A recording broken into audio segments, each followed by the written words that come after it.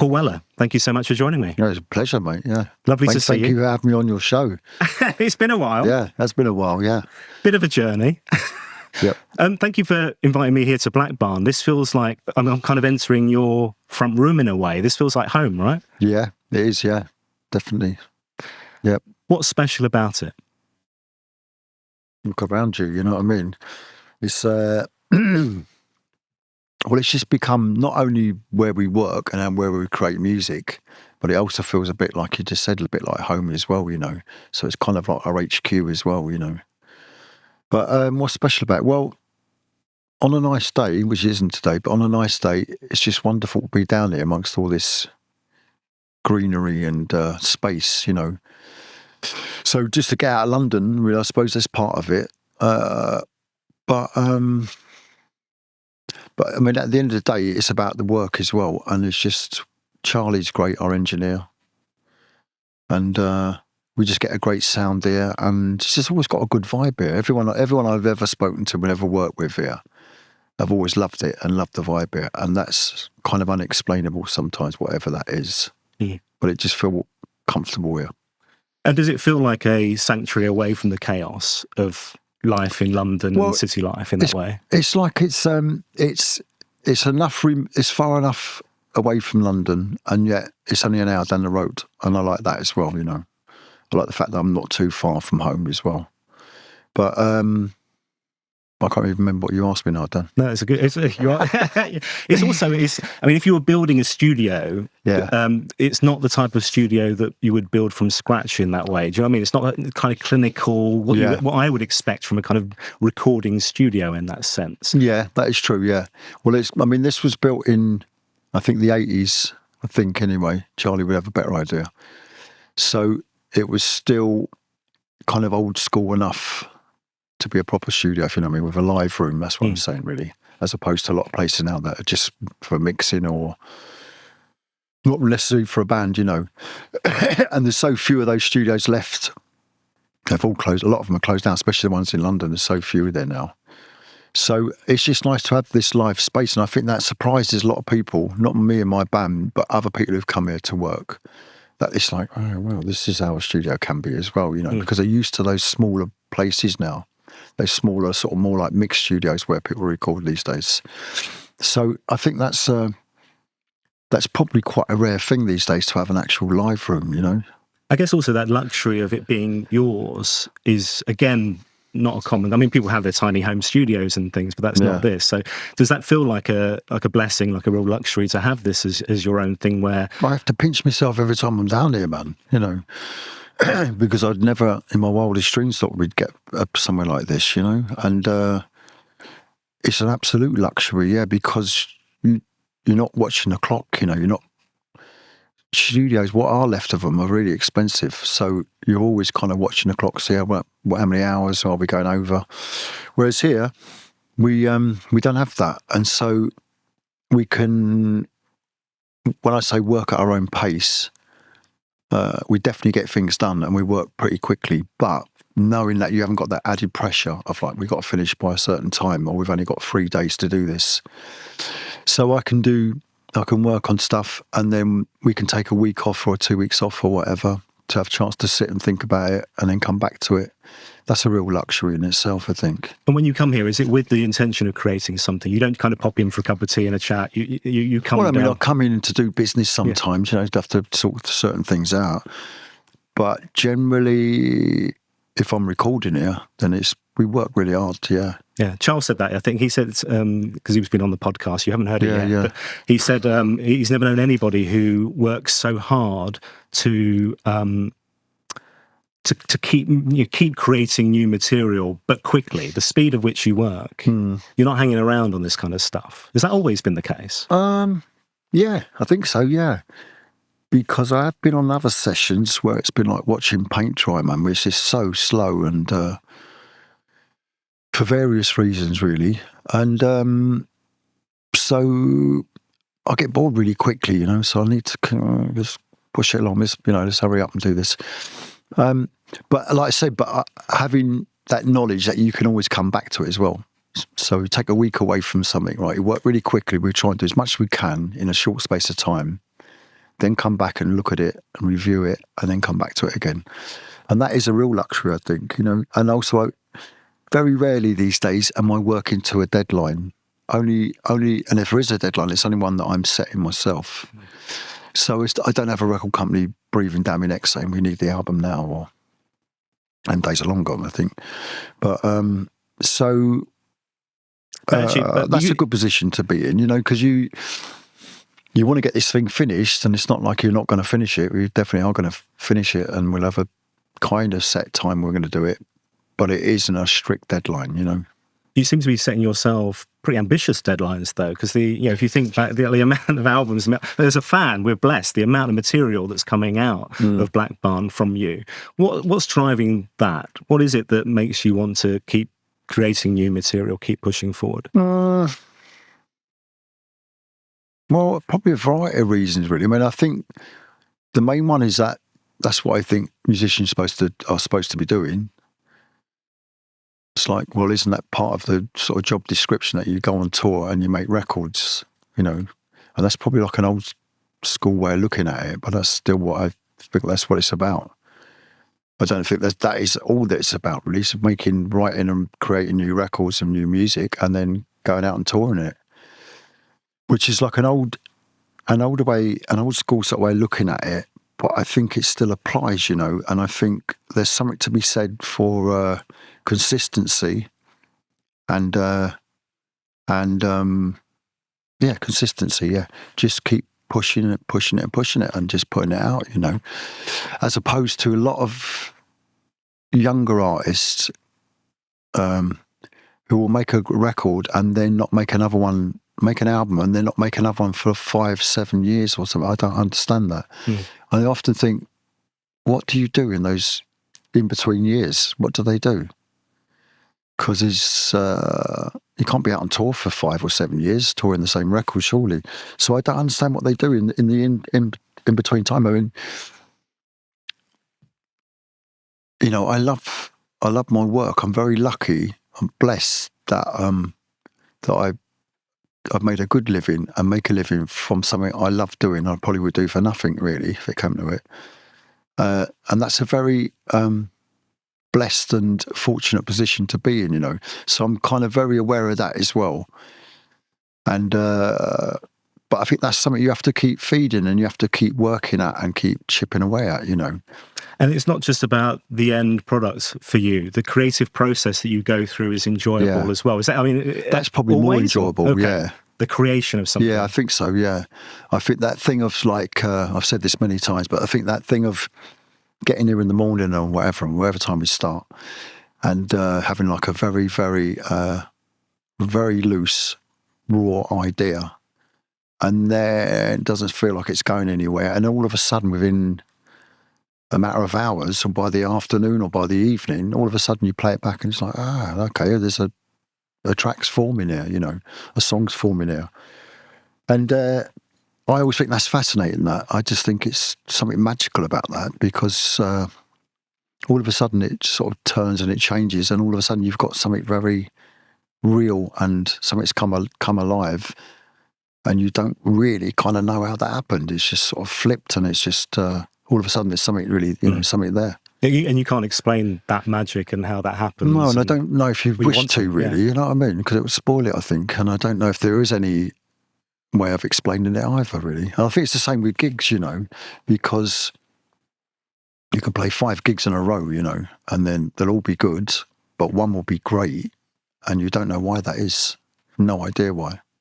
Something just clicks, something's in the room, whatever. You become one with the audience, they become one with you. But you can't plan for that, and you can't really explain how that happens. This is, we could say we're always constantly moving forward, constantly looking at what's next. You've just delivered the new album. Okay, and what's coming next?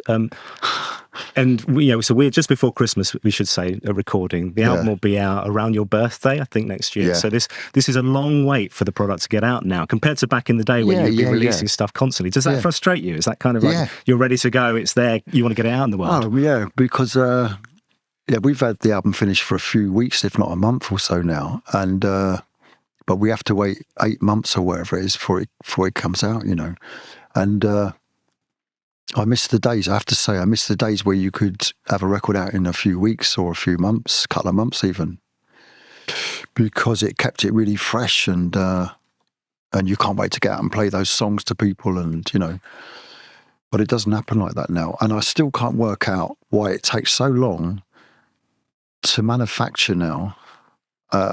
When back in the day they were pressing up hundreds of thousands every day. Not just on my records, I mean, just records generally, hundreds of thousands every day. And now, you've got to book your album in almost like a year in advance. It's just weird. And because I get the sense probably you're already then on to the next thing, aren't you? You're already thinking about what's coming next, where am I going? Yeah, I mean, by the time we come to tour this record, the new record, obviously you get your head back into it and playing some of the songs from it, not necessarily all of them. But creatively, I would be onto something else, or at least looking at that, making another record, or where am I going to go next with this, So Because 8 months is a long time in rock and roll, So at the time of recording, we've just announced lots of dates for gigs next year. And it starts off like straight in January, we're into Japan, we're down under, we've got some UK dates coming in. You never get tired of going out on the road and playing these songs to audiences across the globe. I don't get tired of that. I don't get tired of playing music to people, because that is just a brilliant, fantastic, fascinating thing, I think. The only thing that I do tire of is the travelling and hanging about and all that. But I know that's just obviously part and parcel of it. That's what you have to go through to get to the good bit, Sometimes when I'm sitting in a hotel room or on a plane or a bus or whatever, and I think, what am I doing? When I could be at home watching TV with my daughter or fucking whatever. And then you get on stage, and then for them 2 hours or whatever it is, you just know there's nowhere else you should be. This is exactly where you should be. So it's always that weird dichotomy, whatever you want to call it. And the little magical 2 hour bit at the end of the day is really what you want, and that's what you're after. That's what you're looking for. It's a strange thing, isn't it? Because you're kind of almost like waiting around all day for that thing. Yeah. From the time you wake up, well, for me anyway, from the time I wake up, and the anxiety and the nerves and the adrenaline and all that stuff, Do you still get that? Even though, thousands and thousands of gigs later, that still happens. Yeah. As bad as it used to be, or not as bad as it used to be, but still pretty bad. Yeah. The hour or so before I go on stage is normally pretty bad, I feel. And what's going through? Would you mind? What's going through your head? I don't know. I mean, all the things that could go wrong, which they can't really, And but I've always been like that. I mean, it used to be way worse. I mean, sometimes I used to be physically sick, before I go on and all that sort of thing. So I'm not that bad now, but the anxiety, I suppose, just because every night you got to go out and prove yourself again. You've got all those people who paid their money and come to see something special, and obviously you want to deliver that. But there's still that little voice in there saying, are you going to be able to do it? Can you still do it? And all those little sort of, all those insecurities come out at that point when you're nervous, I think. John Wilson, very good friend of yours, the journalist broadcaster, has been on the podcast. He talks about the fact that you're only as good, from his angle, you're only as good as your last interview. So he always puts as much effort into the prep and the research and what is coming. I guess from your point of view, you're only as good as your last record. You're only as good as your last gig. Absolutely, yeah. And so often when people say to me, "What's your favourite gig?" it's like, well, last night, mainly because I can't remember the rest of them. But whatever's fresh in your head, But I think there's a lot of truth in that, and I don't. Whether it's true or not, it's not a bad. It's not a bad thing to have in life, really. To think, well, whatever you've done previous in the last 40 years or last 40 minutes, whatever, doesn't matter. It's just what you're going to do tonight. That's where you're going to prove yourself and see what you can do with this thing, and that's a good thing, I think. I mean, it's an uncomfortable thing at the time, like I said, because of nerves and anxiety and all that stuff. But where would you be without that? Do you know what I mean? If you never had those worries or those fears or those nerves before you went on, I don't know what that would be like. I think you've got to have a little bit of that just to give you that drive and that edge and right, last night was great, but let's make it even better tonight, you know. I guess, yeah, there's a danger where you can become complacent without that. It's that drive to kind of... Yeah. Well, I mean, I know a few of my friends who, I won't name names, but who are musicians and... Oh, please do. And but they never get nervous. And I just think, you're nervous when I see them before they go on, and they're like, really? And I just think that's so fucking weird, you know. Yeah. I don't understand that. I talked to your mum was on the podcast. Yeah, love it. And she talks about you as this kind of 14, 15-year-old you'd have been when you first got your first guitar, yeah? Yeah, before that, but from 14 I started taking it more seriously, yeah. Okay, and you had a couple of lessons, but then... Yeah. We had a couple of me and Steve Brooks, I'm sure he said all this to you already anyway, but we had a few lessons with this guy called Smithy, who used to work in a music shop in Woking, and we had a couple of lessons with him. We didn't last long, man, because it was so tedious. You know, he was trying to teach us how to read the dots and dashes, the music, which we just couldn't get our heads around at all. You know, we just wanted to be able to play a song. So we, but the thing we got from that was the little chord boxes, the little boxes that are on sheet music that show you how to play the chords. C, okay, yeah, G, and then. But by the time we had we learnt 3 or 4 chords, we kind of just went off and did our own thing and started writing songs together, you know, daft little Beatles knockoffs, and we just developed like that, you know. And then we'd both find a different chord. Like Brooksy came back with, it's like, I've just found this chord. It's a D major 7th, right? Which will mean nothing to some listeners, but anyway. And we were like, wow, that's the greatest chord we've ever heard, right? And then so we'd write 5 songs of this chord in it, and that's just how it went. And we just learnt more and more chords, and you know, as I suppose most people do, I guess. Yeah. She talks about this really shy young boy though, who she couldn't imagine you getting on the stage. No, not good neither. Yeah, I remember telling my mum, I'm going to play next week. She's like, really? I was going to stand up there and do it, you know. And it was only a Wednesday night at the Woking Workingmen's Club, you know, and. Just me and Steve, 2 little kids, and 6 or 7 old geezers with their pints, and just, you know, totally disinterested. But it was our introduction to it, or our induction to it. Yeah, but yeah, I couldn't even imagine either. I don't know. It's a weird thing, isn't it? And I think there's quite a lot of artists, performers, I don't know, whatever you want to call them, that are very shy, really. Not all of them, but a lot of them are. And but then when you get on them boards, you just change. Your personality changes, your thoughts change, and why that is, I don't know. But you don't feel that I don't feel that you're playing a character when you're on stage, right? This isn't a different you. This is the authentic it's just another you, side. yeah? Just another side of me. That's all. Yeah. Totally genuine. And so you find a love for that live performance immediately, or was it like, this is a rush, let's do more of this? What we mean when we first started? Yeah. Oh, we just loved it, man. Yeah, I mean, there wasn't... that was all we wanted to do. We just, you know, I hated school. Steve hated school. We hated any kind of system at all, really. We were trying to look at ways how can we live outside of all this bullshit. And we thought music was the way out, you know. We were both music fans, obviously, but we thought that's what could a poor boy do, you know, and all that sort of thing, innit? And it was a way out, we thought, as well, and it was, luckily. And the discovery of music itself, you growing up, your household was just full of music from the sounds of things as a kid. Yeah, because my mum was young, you know. My dad wasn't sort of a big music fan, you know. He only liked Frank Sinatra and Nat King Cole, really. But my mum was very young. She was only 18 when she had me, so she was still really young. So we either had the radio on, or we used to have one of them old radiograms, you know, where you could stack all the singles up. And she had a few singles that she bought. They were quite expensive at the time, in relative terms anyway. They were kind of still a bit of a luxury item in a sense. But I would also go and borrow some records off my mum's friends. I'd have to give them back to them and all that. But anyway, so it was that sort of thing. And then I was thinking about this the other day, actually. We were talking about the Beatles because of the new Beatles single.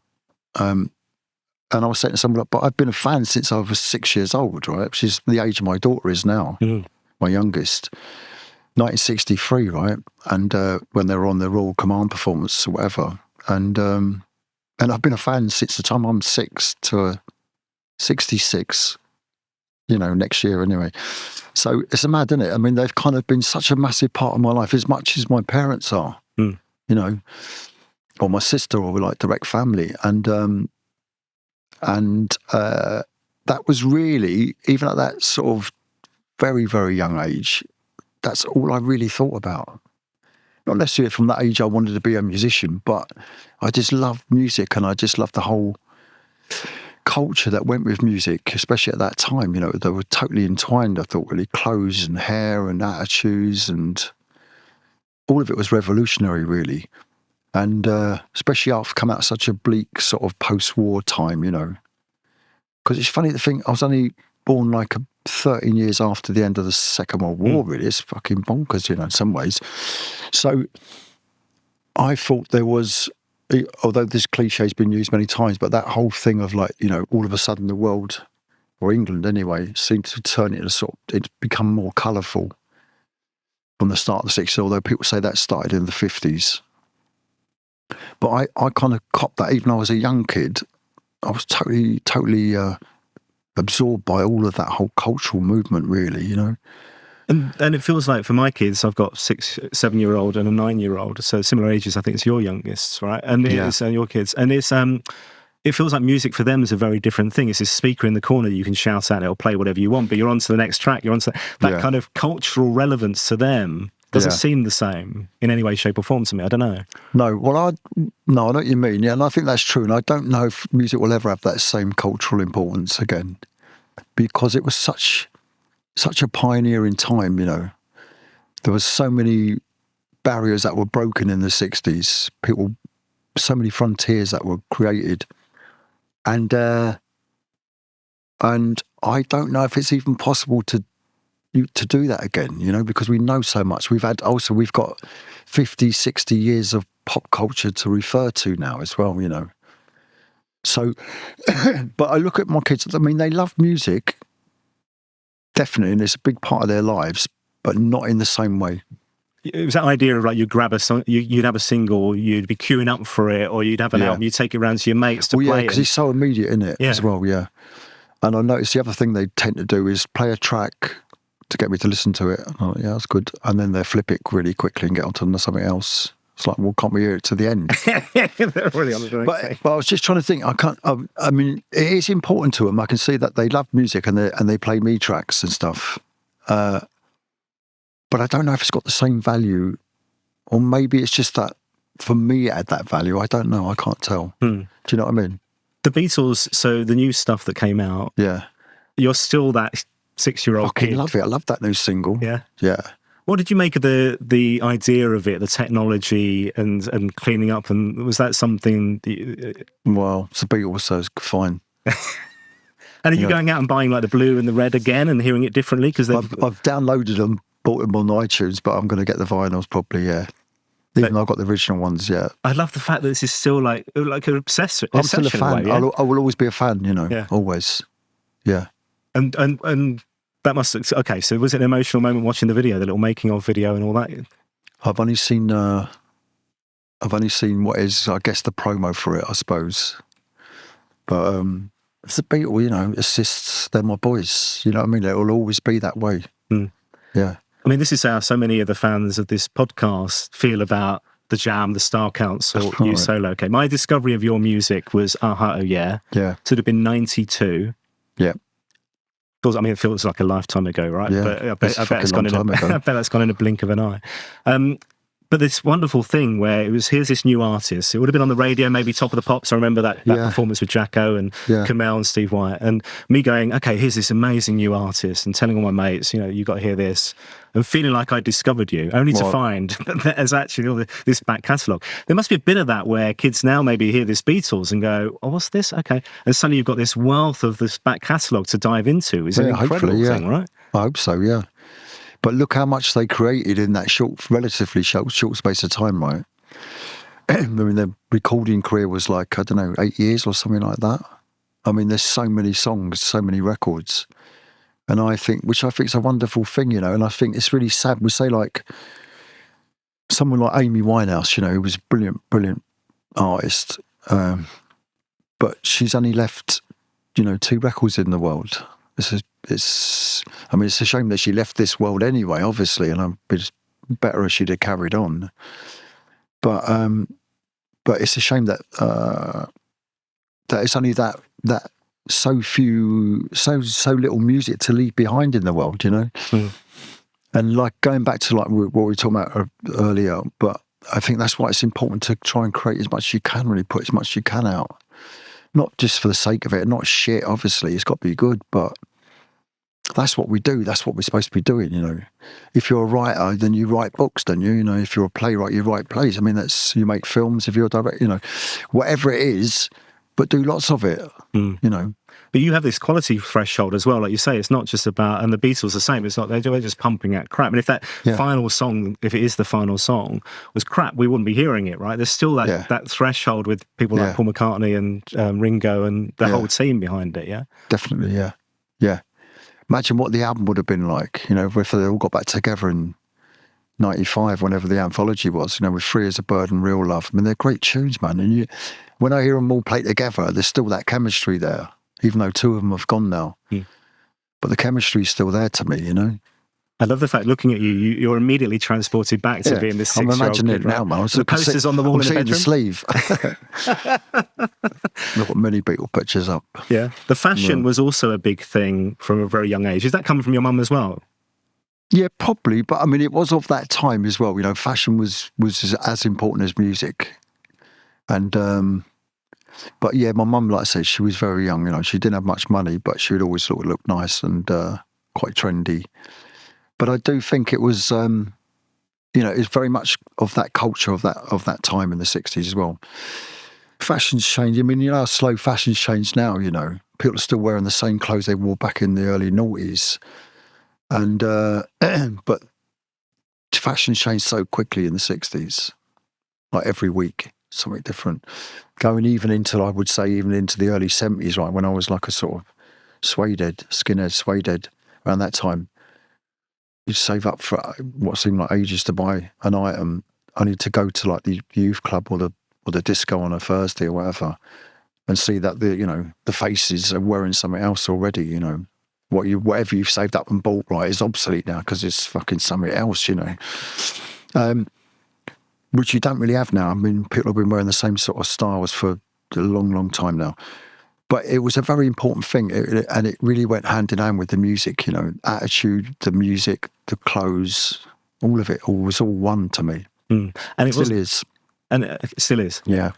But it was not a cheap thing. Like you say, the vinyl, the records, even back then. No, they're expensive, expensive. The clothes were expensive. You were getting stuff on Tick or whatever. And got stuff on Tick, yeah. And then I'd like, you know, paper around or whatever people have at them times, and then just sort of save up and then bug me mum for the rest of it.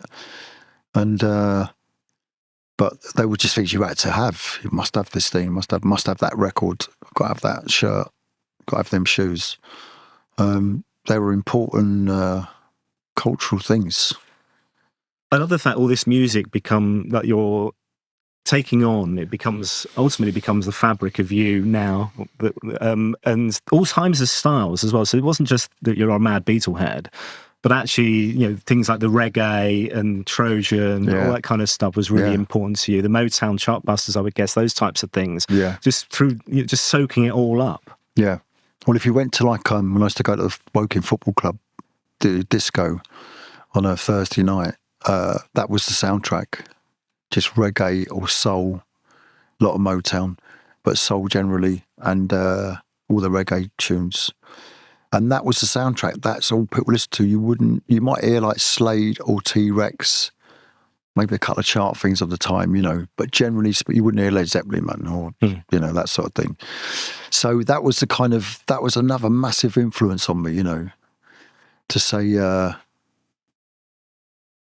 what I would think is black music, you know, which I don't know if that does it a disservice now, I don't know. But anyway, soul and reggae, man, that was the soundtrack.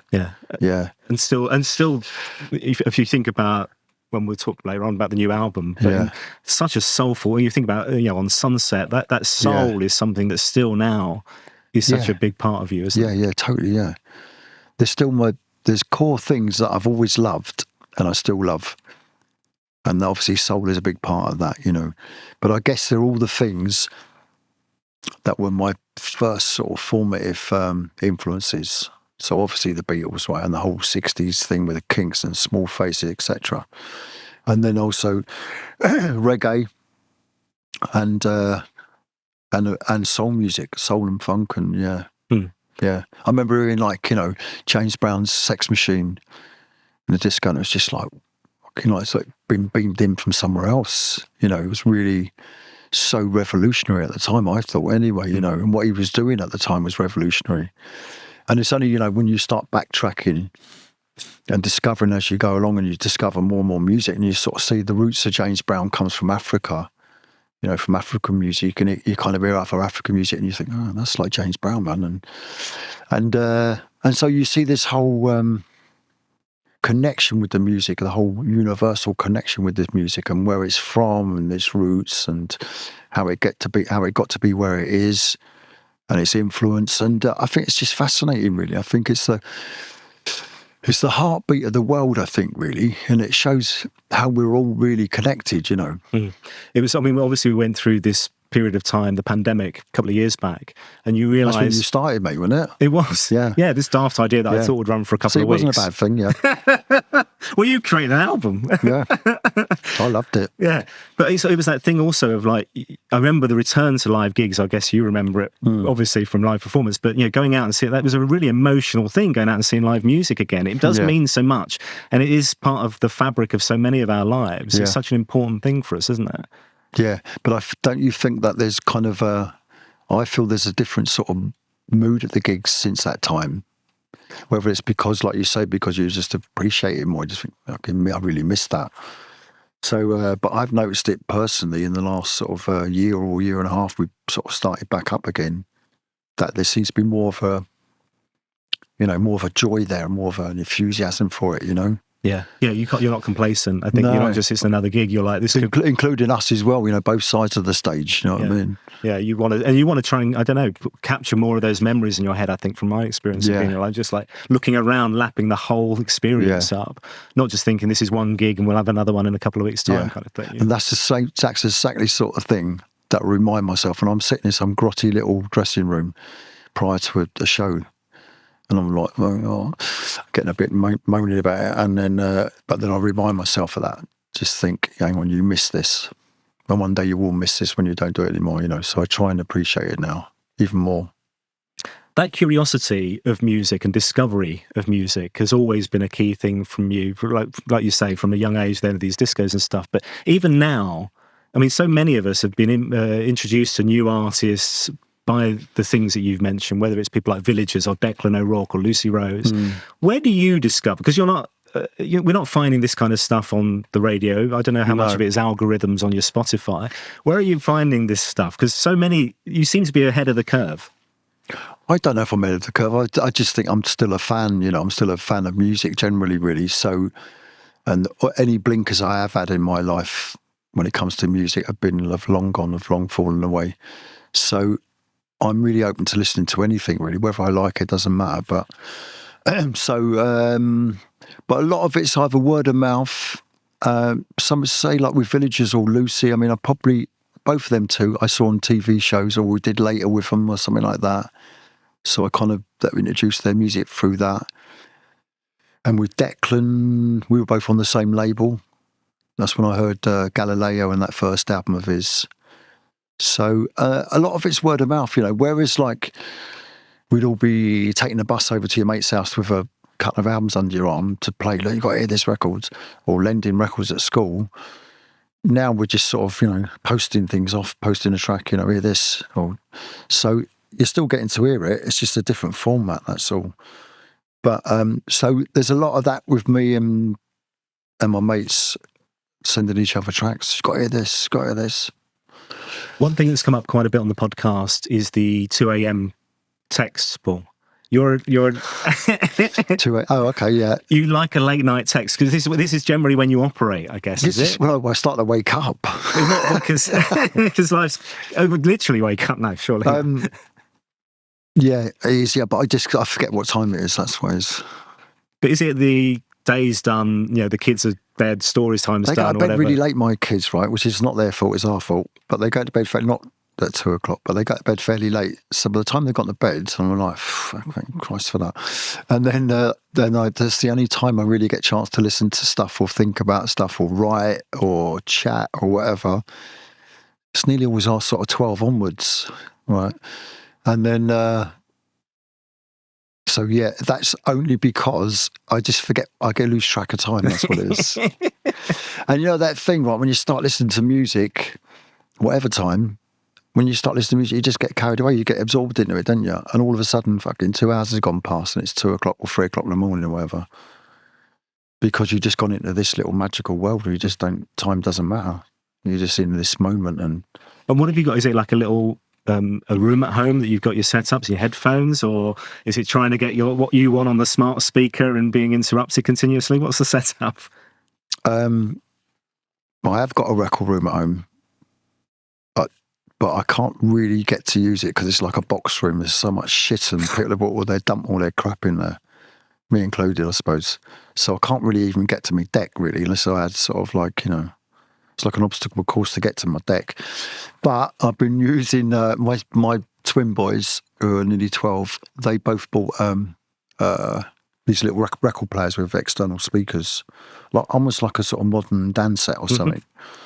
So I've been playing a lot of stuff on that as well, which is downstairs in the kitchen. And then, and I have to say, a lot of it's off my phone, man, as well. Especially if I'm up at 2 or 3 in the morning, because now, you know, I can't make too much noise. So probably headphones and off my phone, you know. And is it still that vinyl would be the format of choice? It is definitely my favourite. But I don't play as much vinyl as I used to. If I'm really honest, yeah. Can't get to the decks. That's the Can't get to the decks, yeah. And then, and even if I could get to them, I'd probably still have to wear headphones because it'd be late at night and I'd fucking wake everyone up. Yeah. And so, what's been on recently then? So what have you been digging 2023? What have I been listening to lately? The thing I really love, right, I think it come out not this year, but last year, 22, I think, is by Yusef Days, and it's called Black Classical Music. Oh, I heard that the other day. I was in a record shop in Kingston. They played that. I listened to it. Yeah, it's wicked. Yeah, really good. Really, great music. I thought great record. That's been on a lot. And then what else? I love Dot Allison's record, her last record, Consciousology, I think it's called. And then I was playing Madness's new album last night. A couple of really good tracks on that. Yeah, I don't know. But a lot of it's like I said to you, a lot of people, my mates send me tracks, just a track, you know. And then you start listening to that and then you get onto something else and blah, blah, blah, and it goes like, that's the way it goes, isn't it? Yeah, I love that little kind of, that rabbit hole you go down and suddenly you're discovering all kinds of things. Isn't that still wonderful? That's what I'm saying. You come out of that like sort of 2 or 3 hours later maybe, right? And then it's 3 or 4 in the morning or whatever. I'll send a text to somebody saying how good it is. Yeah, brilliant. Hear this. I want to take you back to the beginning. So you and Brooksy, and you formed this band. This is Shy Kid Performing. And you've talked about how there was this, you know, you went to a couple of gigs and there was this kind of cultural revolution for you and your music as a kid, and with punk. And it kind of changing everything in a way for you. Yeah, I mean, prior to that, it would have been like Dr. Feelgood, you know. I thought they were before punk happened, and I thought they were one of the most exciting things around that time. They were like 74, 75, I think down by the Jetty came out their first album. And me and Brooksy went to see them at Guildford Civic, which is now G Live. And that was just incredible, man. That was when they had Wilco still. And that just blew us away, really. Just the power and commitment of that band. And then that was like probably like early 75, maybe something like that, I think. And then And then I thought, because it was quite desolate, the 70s, after the whole sort of skinhead thing finished for me, it was kind of like, I found it quite a boring sort of period, really. I didn't really relate to much of the music that was going on then.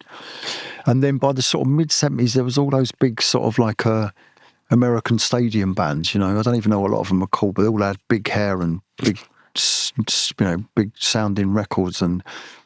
But I didn't relate to any of that at all, you know. So I was kind of waiting. I didn't even know what shape or form it would take, but I was kind of waiting for something new. Or when's it going to be our time? You know, when's it going to be my generation's time? You know, no pun intended, obviously. But so I was kind of waiting for that moment, even though I didn't know how it would happen. And then me and Tufty, I know you know, me and Steve Carver and a few other mates went up to see the Pistols, right? We both had read the review in The NME by Neil Spencer, right? I think it's probably one of their first reviews of the Pistols at the Marquee, right? And we were like, "Have you seen that review?" And like, "Yeah, we did see it. Yeah, I've got to go and see them. We've got to see that band." And that was so that was we went up, we took the train up to the Lyceum in the Strand, right? And it was an all-nighter, Friday night all-nighter, and there was Supercharge, the Pretty Things, I think, were headlining, although I don't remember either of them. And the Pistols came on really late, like 5 a.m. or something like that, you know. Perfect for you. Perfect for me, man. I was just waking up, yeah. I was definitely awake that night anyway. But, and then that was it, man.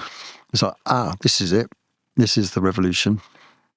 Because as a band at that Which point... it wasn't necessarily, but for us at the time, and for those brief couple of years or whatever it was, you know. Sorry, go on. Because as a band, the Jam, you're playing like the working men clubs and things like that, but you're playing rock and roll, R&B covers, all of it, yeah. Yeah, and is it still the guys and drinking their beers, not necessarily turning up to see you, but they're there for the other things? They're just there, man. They're on a Saturday night piss up, cheap drink, and the band's a secondary thing. But that was that kept us playing and made us better musicians and pretty tight as a band, and earned a few bob. And but it was always our eye was always to try and get to London on the pub circuit. At that time, you could play so many pubs in London, right? We used to play in the Fulham Palace Road, right? The Greyhound in Fulham Palace Road was great boozer, and the Scottish fella there used to run it, and I can't remember his name now, but he had he said, "I've got like 365 different bands. I could have a different band every night of the week, you know." But he liked us anyway, and he gave us a few shots. And so once we started playing those few pubs in London, which was around sort of 76, I guess, around that time, 75, 76, that was the way forward. You know, because we were playing more to people our own age and people who actually come to see a band, not necessarily us, but come to see a band because they know it's a live venue. So that as that went on, and we got more and more shows, and we played the Hope and Anchor and the Red Cow and Hammersmith and all that, and it just changed us all, you know. And then after I saw the Pistols, and then I went to see them in the Clash as well at the 100 Club. And then my writing changed. I mean, I was probably just trying to mimic what I was hearing, I suppose. So things like In the City was the first big sort of tune for me. And I can distinctly remember us rehearsing that song in Shearwater Youth Club. I'd just written it and we rehearsed it, and then, and we sort of really got it together, and I just thought, this is so good. And it was kind of like this is our new direction now. And it was kind of went that way, you know. I imagine it sounded quite out of place against or maybe not, the rock and roll type of things, was it? Yeah, it was, yeah. But we had to still play them other old rock and roll tunes, but we didn't have any other songs, you know. Yeah, even when you got to London, it's still, 60-80% of covers, yeah, definitely, yeah. And has there been a moment where you went, actually now, because I notice in interviews and things, you lead with calling yourself a songwriter first, over anything, musician, singer, those types of things. Yeah. Was there a time where you went, actually now I feel like I've got my chops, I can write songs that I'm happy with? Because I'm guessing it wasn't that instant. I don't think that I had that until like All Mod Cons. Not really, no. I mean, there was a couple of good songs. In the City's a good little single. And there might be one off The Modern World, I don't know, I've never heard it. but not for a long time anyway. But I didn't take myself seriously as a writer until All My Cons. Yeah, I was just sort of bluffing it really and copying other people. I mean, the first album in the city is almost like a rewrite of the Who's My Generation, you know. So I was still, I hadn't really found my own voice, not at all. I was still copying things, and the words and all that was shocking, really, man, looking back on it. But then I was 18, that's my only excuse, really. But no, but they connect with so many of the people who listen to this podcast, yeah, right? I mean, some people really love This Is the Modern World, which is, I don't know how. I've no idea. I've not heard it since the time it was being made, you know. And it kind of nearly finished us off, that record, you know. It was Chris Parry's idea. He said, we should put another, the Beatles used to put 2 albums out. Yeah, you should do another one. I was like, fuck, you know, because it's already taken me like a good sort of 2 years to write In the City. And that was a slog. I was like, what do you mean you got to do it again? And now you'd love that, though. Now you'd be like, yeah, come on. Now it's different, you know. Yeah, now I might rise to the challenge, but I didn't have that. I wasn't like a natural, I don't think I've ever been a natural talent. You know what I mean? I think I've had to work at it, and it's taken a long time to become anything, really, in my estimation. But having said that, I thought, by the time of All My Cons, I thought I started to take it more seriously then, you know, because you've got things like Down in the Tube Station and English Rose and stuff like that. So it was kind of breaking out of that, the punk thing, you know, and becoming more musical and just more us, more our sound, you know. And that was the moment for me, I think, with that album. And the fact that people liked it as well, and it got good reviews. And so it kind of felt a bit like people take this a bit more seriously, you know. And then consequently, I took it more seriously as well. That's the other side of it. Yeah, definitely. And I guess as a kid, you're you've got these dreams of Top of the Pops, top of the charts. Yeah. All those things happen. Only for a bit, though. Yeah. Because by the time when we did In the City, we were like, oh, fucking, is this it? Doing Top of the Pops, it was just, Jesus. And, yeah, so I'd spent all those years, including in the 60s, looking at, you know, religiously watching Top of the Pops, man. That was the only show, really. And then think, oh, I'm going to be on there one day. I'm going to get on that show. And then getting on it, it's like, actually, it's fucking rubbish. You know what I mean? But I guess it was some sort of milestone, I suppose, for us. Well, just being on TV anyway, generally. But I didn't like it whatsoever. I thought it was so fake and so phony, you know, all the sort of crappy DJs they had on there and all the floor managers telling the kids to clap and when to clap and when to not to clap. And all that. And miming as well. Yeah. Not playing live, that was so weird. Lip syncing, all that shit. Yeah. And in them days as well, you had to sometimes actually re-record the track, right, in a few hours. Sometimes it would just fake it and you just bung the geezer a little drink and they'd fuck off to the pub and swap the tapes and that. But it was just bizarre, man, really, you know, trying to replicate Down in the Tube Station, for instance, or something in like 3 hours. Like saying it took us like a day or 2 days to get this thing together, man. But so that was a bit of a letdown. But to be on national TV, I suppose, was a bit of a for the first time was a bit of something. Anyway, you've always, it would appear to me, had this kind of uncomfortable relationship with fame. Yeah, that's clearly not a driver at all. But there are levels where it gets to a certain level of notoriety, of, you know, thinking Stanley Road level, that type of thing as well, where it doesn't sit comfortably and you want to switch it back on. Yeah, it's too fake for me, man. I can't live up to that, whatever people's expectations of that is. It's not me at all. I couldn't care less about it. And if people like me because of my songs and my music, then great, fantastic, you know. But that's it. That's it for me, you know. Or if you like the pair of shoes I'm wearing, that particular photograph, that's fine because I've done that myself, you know. But beyond that, I couldn't care less about any of that at all. And it just brings other problems with it, you know. I mean, it was so false and so fake around, you know, for instance, like Stanley Road or something like that, you know, because when you're sort of flavour of the month and all that, and everyone's laughing at your jokes and it's all funny, it's just bollocks, you know what I mean?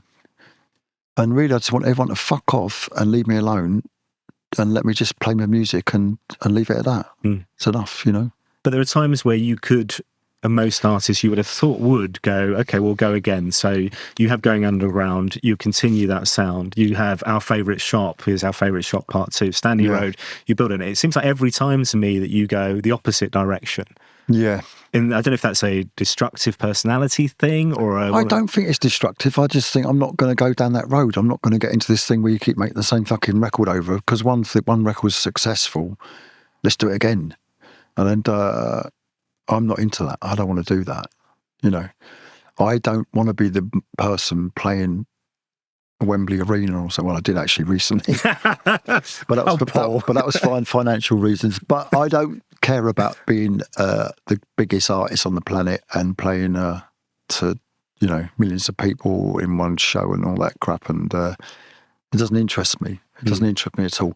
Because also, right, when you get to those levels, your freedom gets curtailed a little bit as well. I think it's easier to fall into the trap of just replicating what you did before because it sold well last time. Let's do it again. I think it's easier to lose that spirit of trying to do something different next time, experiment a little bit. You get pushed into this little tight sort of framework, and so I've always kind of kicked against that, I suppose, really, you know. And whatever people think I am in those sort of times, I'm not, you know. And I'm not doing it for those reasons. I mean, it's of course it's nice if you sell records and all that, but I don't, especially now at my age, I couldn't give a fuck, really. I just want to make what I want to make. And obviously I hope people like it and it makes a difference to their lives, possibly. Some tracks might do, and in a good way, you know, positive way. But beyond that, I'm not interested. You know, it doesn't, none of the other trappings interest me, you know. I've got a great lifestyle. I'm very, very lucky. I've always made good money and I've lived how I wanted to live, and I haven't really got a boss, especially not anymore. And no one breathing down my neck about, can you do this? Can we, you know, don't have any of that. I'm in a very fortunate position. And so I'm more than happy just with what I've got with that. You know, I don't wish for anything else. All I want is a bit more time to be able to keep doing what I'm doing, you know. And I guess so it's just that thing of it being on your terms and what you want to do, how you want to do it. Yeah, because you see, with success and fame and all that bollocks, right, it's easy to... it's easier for other people to manipulate where that goes, you know, and to try and sustain that. And I feel that you have to give up so much of yourself when that happens, you know. I often think, I wonder if those people that are in those positions when they're playing to like these massive audiences and stuff, do they really like it? Are they really happy with it? I know the money's good and all that, blah, blah, blah. But I wonder if they're really satisfied with that. Maybe some are, you know, and if they are, they're obviously very good at what they do, you know. They're good at doing that stuff, you know, which is fine, you know. And I don't knock that at all. Someone's got to do it, but not me, you know. That's it. Interesting. I'm going to read some. Obviously, we've had so many guests on the podcast, right? And some of these people have asked questions of people, all right? So let me find these. I've not referred to any of these names throughout the whole of this, right? Steve Brooks. Yeah. And we'll talk about the art of songwriting in a sec, if that's all right. Steve Brooks says you're a national treasure. He did question your tea-making skills, which I feel like is more offensive than... It's really offensive, than questioning your songwriting skills, quite frankly. Absolutely. He says it's all about the music. That was his bit of advice to me. Yeah. All about the music. Yeah. Yeah. Chris Parry, who's been on the podcast, he said, this is about All Mod Cons, actually, this is interesting. He said, did you go into those demo sessions for All Mod Cons with all the songs in your back pocket already, but you held them back because you wanted to show that you were the best songwriter in the jam? No. Sadly, no. I didn't have anything to bring to the table when we did those demos. And anything I did have, we demoed, and it was shocking, dreadful. And Bruce, bless him, man, he's tried to step up and write a few. Chris, thank God, came around my little flat in Baker Street and said, look, I've got to have a chat with you. And he says, look, this is just shit. These songs are shit, all of them. And you've got to start again, or it's not going to happen. And he was the first person to say that. No one else in our team was saying that at all.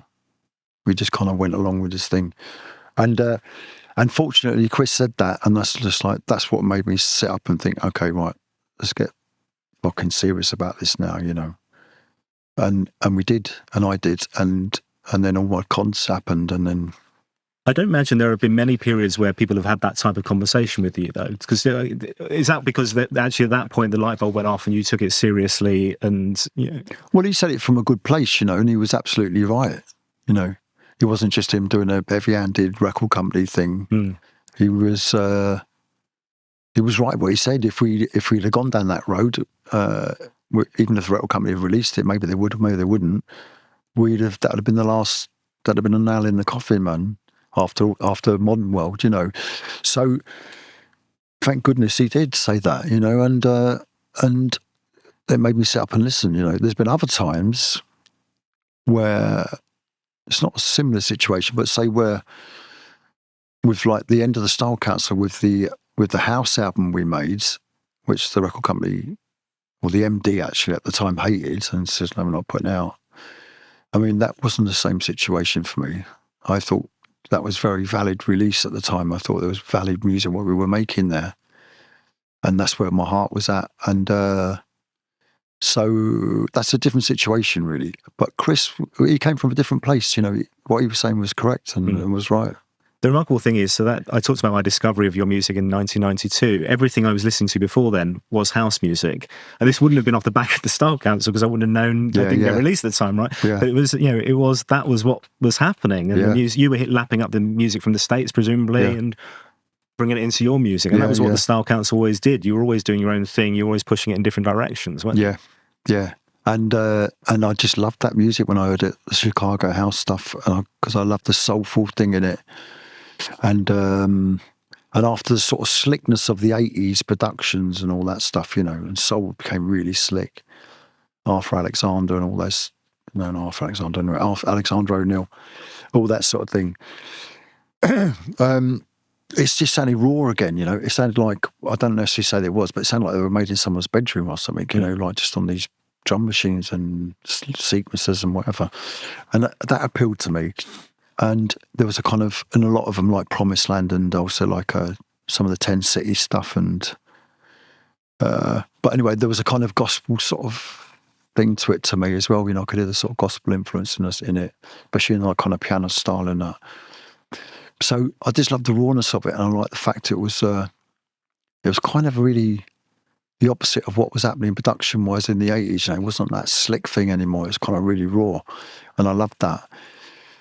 And typical of me, right, when I get into something, it's just like, right, this is it, right? Fucking everything else is shit, and then we're just only doing this from now on, That's back to that obsessive nature thing, I suppose, is it? Absolutely, yeah. Are you a collector in that way? Well, I was collecting at that time. I used to go in all the shops and get loads of imports and all that sort of thing. But also in my mind, I was thinking, well, this is what a little mod would have done in 1963. They'd just been buying a different sort of import, that's all. Do you know what I mean? We have to talk about this mod and modernism, what it means to you, right? Dr. Robert had a great question. He said, is God a mod? If there's such a thing as God, probably, yeah. Can we talk about what it means to you? Yep. And what, God or mod? Well, both. Same thing, isn't it? No, actually both, because I think we'll come back to God, because there is a lot of God in your music. God will come back to you, mate. Thanks. If you can get in touch, that'd be lovely. When was the discovery of mod for you? And because this obsessive nature thing comes back into play, I would guess. But you've got your own interpretation of it as well, yeah? Everybody has their own interpretation of it. Yeah, I think so, yeah. Well, it probably started for me, I think it was like, I'm going to say like 1975, around that time. Bearing in mind, right, that prior to that, up to like 72, from like 1970 to 72, right, I've been into the whole Suede thing, right, which really wasn't a million miles away in my mind to the mod thing. The Skinner thing might have been a little bit different, but it was still, there was a lot of very similar sort of sources and influences, I think, that were quite similar, I think, anyway. Definitely with the clothing, but also with the music as well, Just instead of ska and like early soul stuff, it was just that much, a few years down the line. But I just saw, something crazy as just seeing a picture, and I can't really think of the exact moment. seeing a picture or hearing. I never heard the Who's music in the 60s as a kid. I don't know why. I mean, I heard everything else, but I never heard the Who, and I've no idea why. So I hadn't heard My Generation. When I heard that on this compilation I bought, right, I just thought, fuck, that's just so amazing. And at that time, right, there was still, some of the 60s records were still on catalogue. So when I went up to Rock On, right, there's a little store called Rock On. Ted Carroll and Roger Armstrong used to run it in Soho Market, where the fire station is now, right at the top of Piccadilly. There's a little market there. And I remember I bought the Who album there, the My Generation there, and I bought the Artwoods album as well. And so a few kind of moddy things. And then I just thought it was the most amazing sound, but it was the look more than anything anyway. And I think that come from like a picture like I saw in like either the NME or, I don't know, a magazine or whatever. That's fucking great, man. And it also reminded me, I mean, it was probably like right in the back of my subconscious or whatever.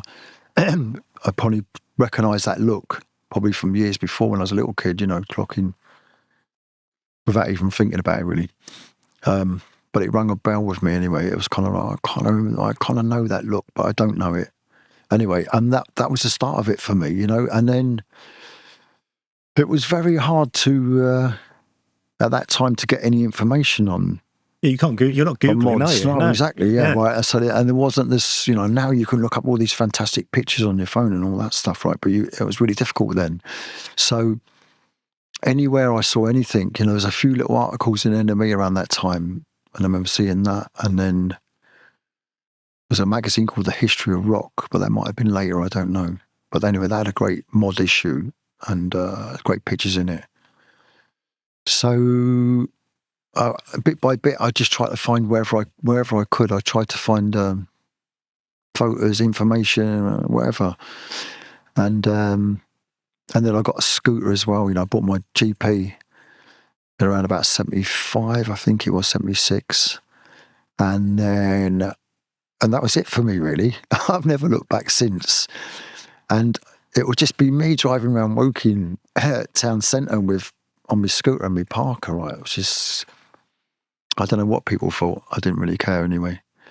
And so it was a little bit by bit, I managed to find some old stock stay press in the Co-op there, left over from the early 70s. And then my mum bought me a Brutus jumper she found, like, again, old stock. So I would just try to, bit by bit,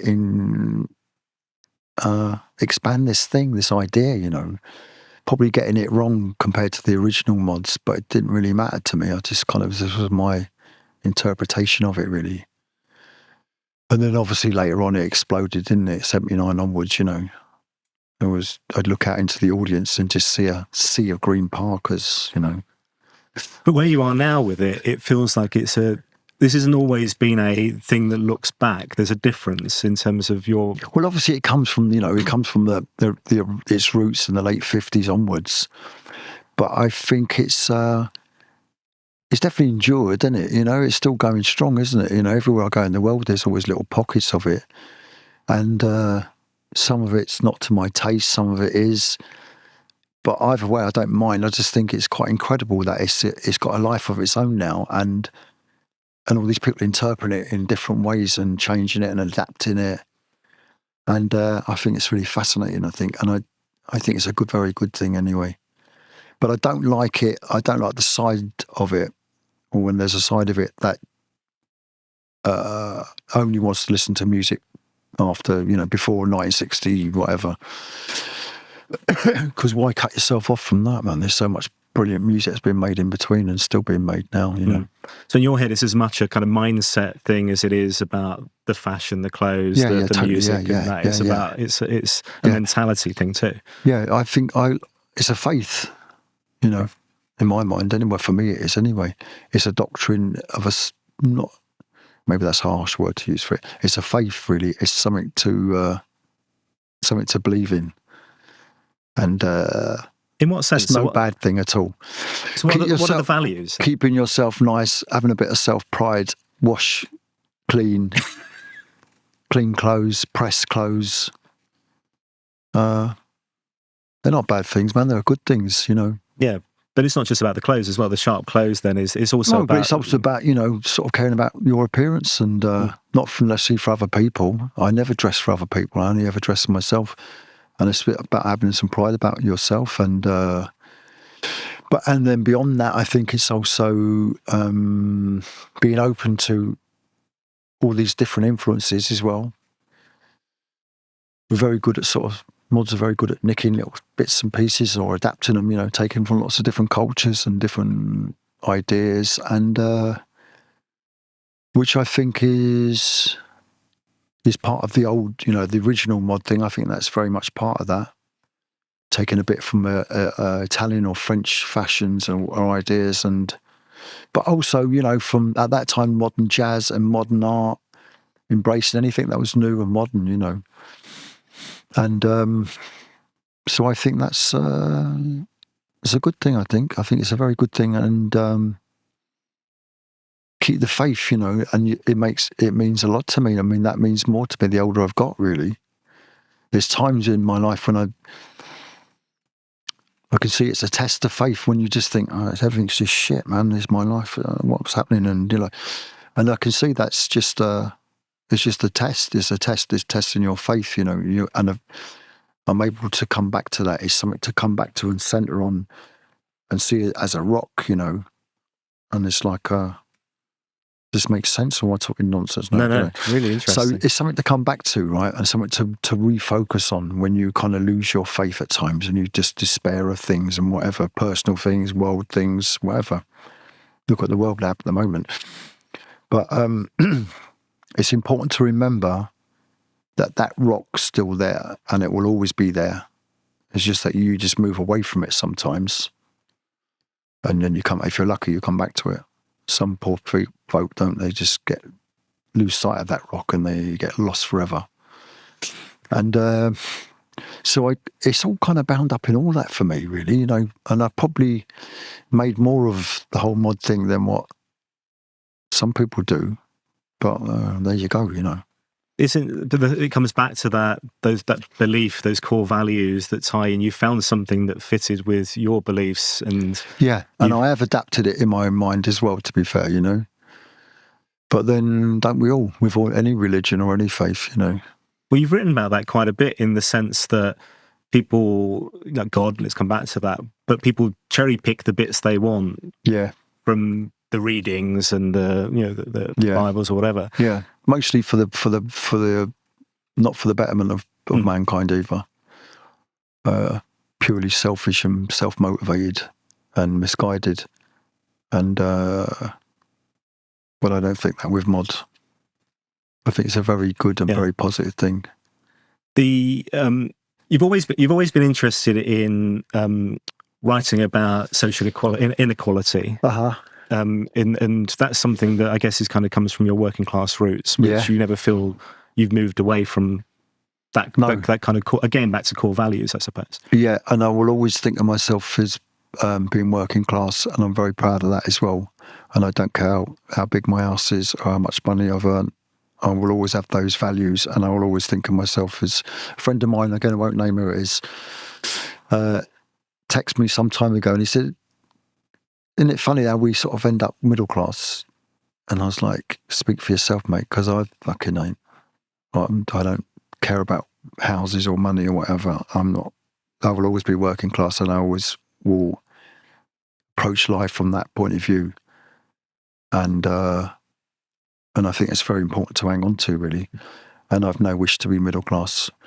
And what was your question again? I don't know if I had one. There was, I suppose it was also that thing. So it's very important that, again, you know, very formative time, you know, and seeing, me and my sister never struggled, right? We always had clean clothes, we always had food, and, but I was, you know, I could see it was a struggle for my mum and dad, you know, as it's for a lot of families, and still is. It's even worse now for some people with food banks and clothes banks. It's shocking. But there was a very noticeable class divide and division, and I think it's still there.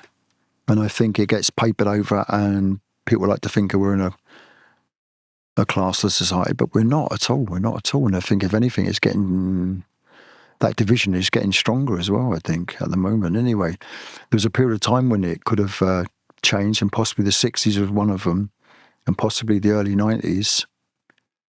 But otherwise, I think, especially in recent years, with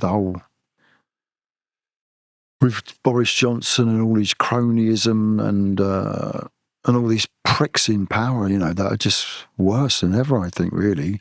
But that division's is great, right? As great as it was in my time when I was a kid, I think. Probably more so, really. But I think also, with the working class of my youth, there was a very strong work ethic.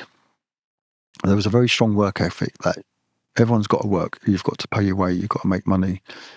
And being on the dole was a bit frowned upon. It was like, you had to sign on, And it was so there was a kind of pride value as well in that you worked and did your best. Hustled. My old man was a hustler, definitely.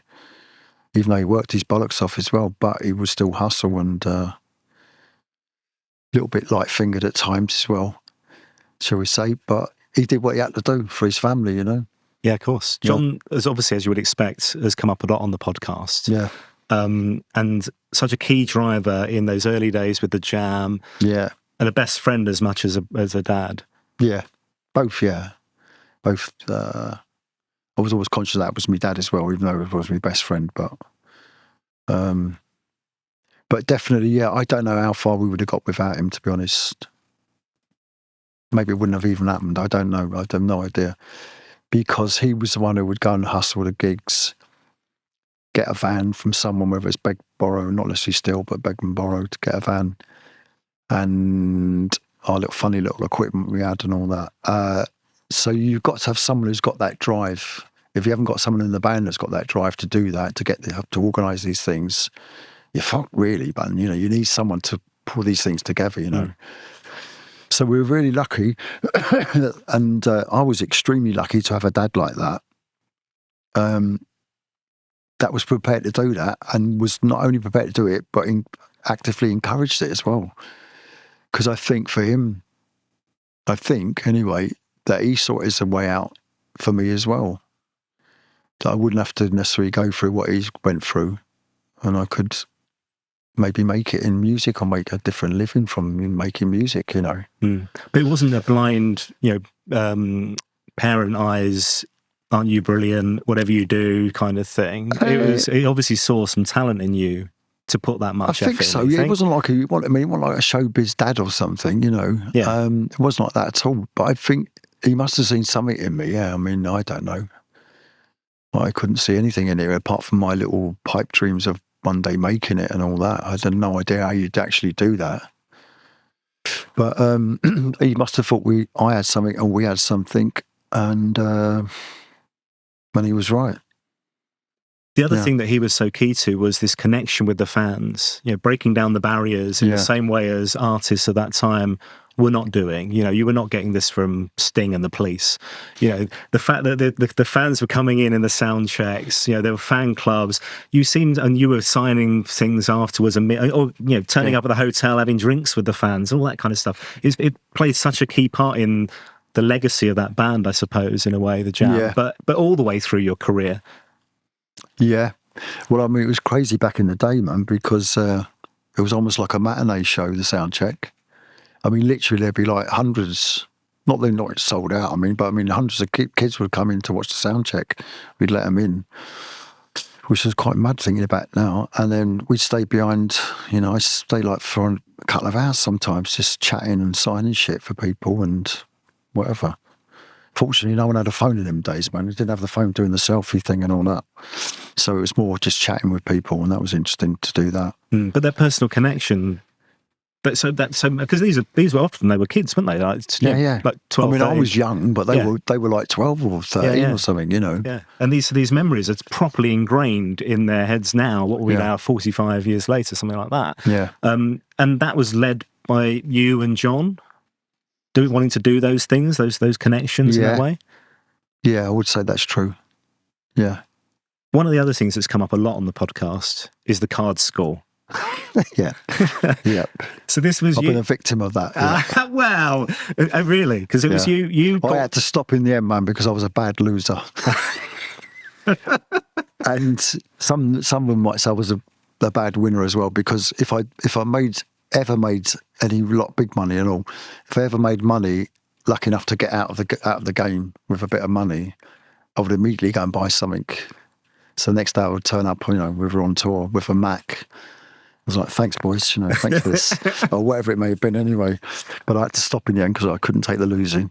But that was a very big part of it all. Card school, it lasted many, many years, that as well. Yeah. Yeah. And a lot of people... Many victims, many people got burnt. Well, Kenny, I think he said he bought a new extension off the back of it. I think. Yeah. Brand new Probably kitchen. true, yeah. It used to be insane, man. I used to see some nights I wasn't playing by this time. It was like a fucking mound of money, cash, and in a hotel bar, a hotel lobby, all night sessions they'd have. It's crazy. Spanner has been on the podcast. Yeah, Spanner. Bless him. Yeah. He said that his question was, have you forgiven him for winning 200 quid and then hiding in the toilets on the train? I don't remember that. He didn't, until he got into the station, and then so he didn't have to put it back in. It was very tight, man. I would say that about Spanner anyway. Yeah. Hannah Peel has been on the podcast, and we should talk about current bandmates in a sec as well. Hannah Peel is, this wonderful connection that you've had creating some beautiful music together over the past few years. Such a talent. She said, some bit of advice. She said, talk about Bowie or the Beatles. We talked about the Beatles. What would you say to them if you met them, she'd like to know? Who, the Beatles? The Beatles or Bowie. You've met McCartney, but I guess I met Paul and I met Ringo, yeah. Okay. What would I say to them? Well, I met them too. I didn't even meet Bowie. I'd love to have met him, and John as well. What would I say? Well, what did I say to him? How are you? You all right? I don't know. I can't sort of go, let it all out. What they've meant to me, they probably know that anyway. So I try and be not cool as in cold, but just sort of try and keep it down a little bit, And but I think with Paul and him, I've met him a few times, and I think I've said to him, do you know how much you meant to me and your band's meant to me. And he was very sweet. And he went, well, it was the same when we met Little Richard, and we felt the same way then. So he kind of understood that. I guess that's true, isn't it? Because all of you creating music will have had influences and totally, things you loved, and that same kind of feeling about somebody. Yeah, we've all got that. And we've all copied other people as well. Especially when you start off. Yeah. Nia Wynn, so a more recent singer-songwriter, wants to know about the football. Because this is, there is a Chelsea flag in here somewhere. There is over there, right? Fucking right, mate, yeah. How solid is the football fascination, fandom? And it is Chelsea, right? Yeah, of course, yeah. But that was the first team my dad took me to see, first division team. And so, again, those things stay with you, I suppose. And they were a great team at that time. This was late 60s, 68. So Osgood and Charlie Cook. Benetti? Peter Benetti and Chopper Harris and Alan Hudson, all them cats, man. Charlie Cook was a great winger, Scottish fella, brilliant. So that was they were the first team I ever saw, and they've remained my team. But I've only really got back into football recently because my son's mad for it at the moment. One of my sons, Bowie, he plays in the team, and so I've had my interest in football reactivated through his involvement. So you're now one of those parents who's having to drive them around to training and Sunday, everywhere taxi service type thing. Brilliant. Yeah, but I love it. I love it as well. So who does he support? Liverpool, which is good. Well, it's not a bad thing. Could be worse, man, right? Could be one of the Manchester clubs. Exactly. Right, yeah. But still Chelsea, man, yeah. Okay. Yeah. And do you get to go to games much? I've been in recent years, but not often. Every couple of times, yeah.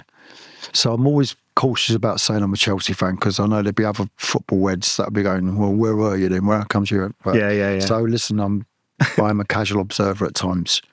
But if someone said, "Who's your team?" It's always be Chelsea. Okay, all right. It's I mean, I'm a Chelsea supporter, not for the reason of, but and I was there when they were crap and got relegated into the L division and all that. You know, I wasn't, unfortunately. So, Andy McDonald has been on the podcast. And he says, "Was there anything that we could have done better as a record company? Were there things that we could have done to support you in a better way?" And I thought this is really interesting because it was coming off the back of obviously the deal with Go Discs. Comes off the back of that experience we just talked about of modernism and the rejected record. And you need the confidence, you need the backing from a record company in you as an artist. Absolutely, there's nothing. No, they were brilliant. Go Discs were just like a breath of fresh air, man. They were just a great little team, real family vibe there. And there's nothing else they could have done. They were brilliant, and I loved working with all of them. And it was so sad when it all went. And I was really disappointed. Not in Andy. I was just disappointed when it all fell apart. You know, when they were taken back over by, I don't know who it was, Universal, I suppose, Phonogram, whatever it was. Yeah, it's all the same thing these days. But that was really sad. It was just like, we just felt comfortable and we just had success with, you know, Wildwood and Stanley Road and whatever. And then it was all just kind of fucked, just gone, you know, just gone again, you know. And but Andy's a great fella, man. He's just a beautiful guy, and he got paid a lot of money when they bought him out or whatever they did, or took over Go Discs, Phonogram or Universal as it is now. But bless him, man, he gave everyone, me included, considerable money from that as well. He sort of shared out anyway, all the staff. So he was a good fella, and but it was a great team, you know. And I missed that. After that, I really missed that family thing, and we had that connection we all had, you know. And even though it was, it was a big label and it was a very successful label, but it still felt like an indie, and it still felt like this family thing, and I loved that. And it's very rare to find that, and you can never plan for those things; they just happen, you know. They just happen at a moment, and so that was really sad when it all went, and all of a sudden I was back on, you know, Ireland or wherever it was. Can't remember now anyway. But I was basically sort of just moved over to this other lot, you know, who I had no connection with, didn't really like. The MD was a complete tosser as well, and I didn't like any of them. And so it's kind of fucking, we've got to start again, finding a home, and, you know, and that all just fizzled out generally. So, but there's absolutely nothing they could have done any better, apart from hanging on the label a bit longer. So, okay. Yeah.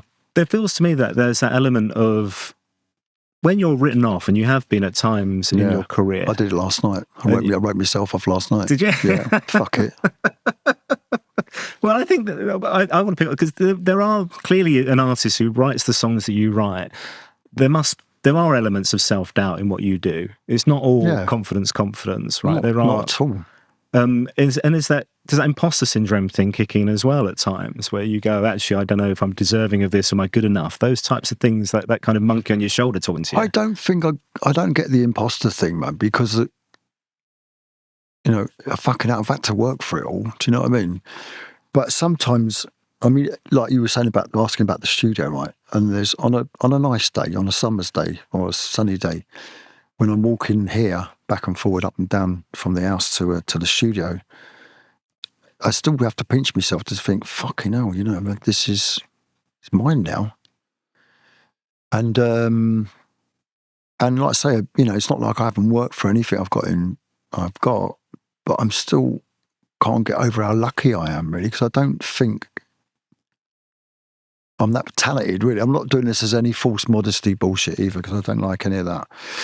But I don't think, it's not like I'm a fucking genius or something, you know what I mean? I'm just good at being me, I suppose. You know what I mean? I don't know where I stand against, I don't know, contemporaries or whatever. I've no idea anymore about that. I don't care either. So you can only try and be the best version of yourself, can't you? You know, and but I think you know, I've worked hard for it, but I still a tremendous amount of luck involved as well, I think.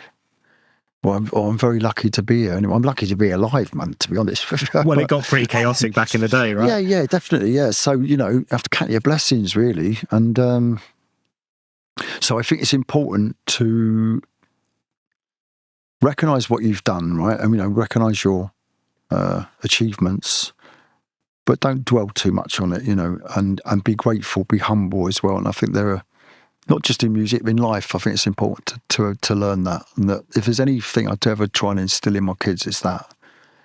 Be grateful and be humble what you get in life, all the good things you get in life. And it takes a while for any of us to feel comfortable in our own skin. Yeah. And work out who the heck we are. Yeah. It? Took me fucking years, man. Yeah. But there's also that thing of, so much pressure put on you as a teen, where it's this kind of spokesman for a generation. Like, you're saying things as an 18, 19, 20-year-old. Like, none of us know anything. I could barely string a sentence together, mate. You know what I mean? So it's like... But the thing I was going to ask you about was kind of being written off, and obviously the jam comes to an end, and I won't ask the question that you're asked more than any other question, right? But starting the Style Council, to me, again, seems like, these are all really productive periods, but you seem like you have peaks and troughs where that creativity comes more often than it does at other periods, right? Yeah. That seemed like, certainly the early, the amount of singles that were coming out of the Style Council is such an amazingly creative period for you again. Yeah. Yeah, it was exciting. It was an exciting time, because it was kind of like, for me, it was like wiping the board clean and sort of starting again, and just doing whatever come into my head, pretty much anyway, and changing the style of every single was different, or try to be a little bit different. And I don't think we could have done that with the jam. I don't think our fans would have gone with that personally. Or maybe us as a band would have been into that.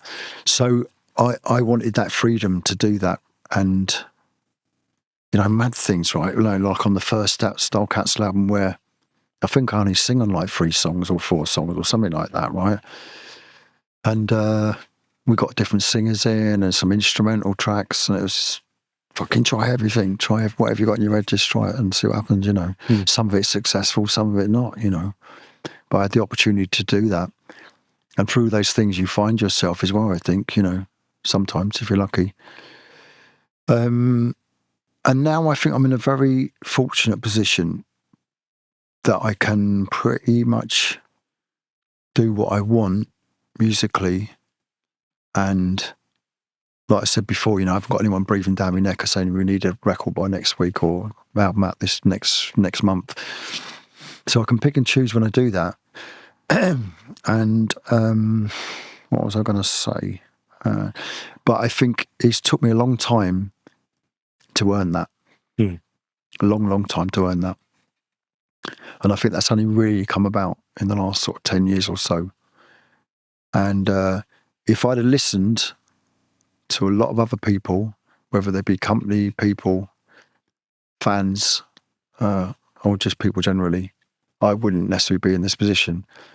You have to stick with your vision of what you think it should be, and then hope for the best, and you just do that and do that to it as best your ability.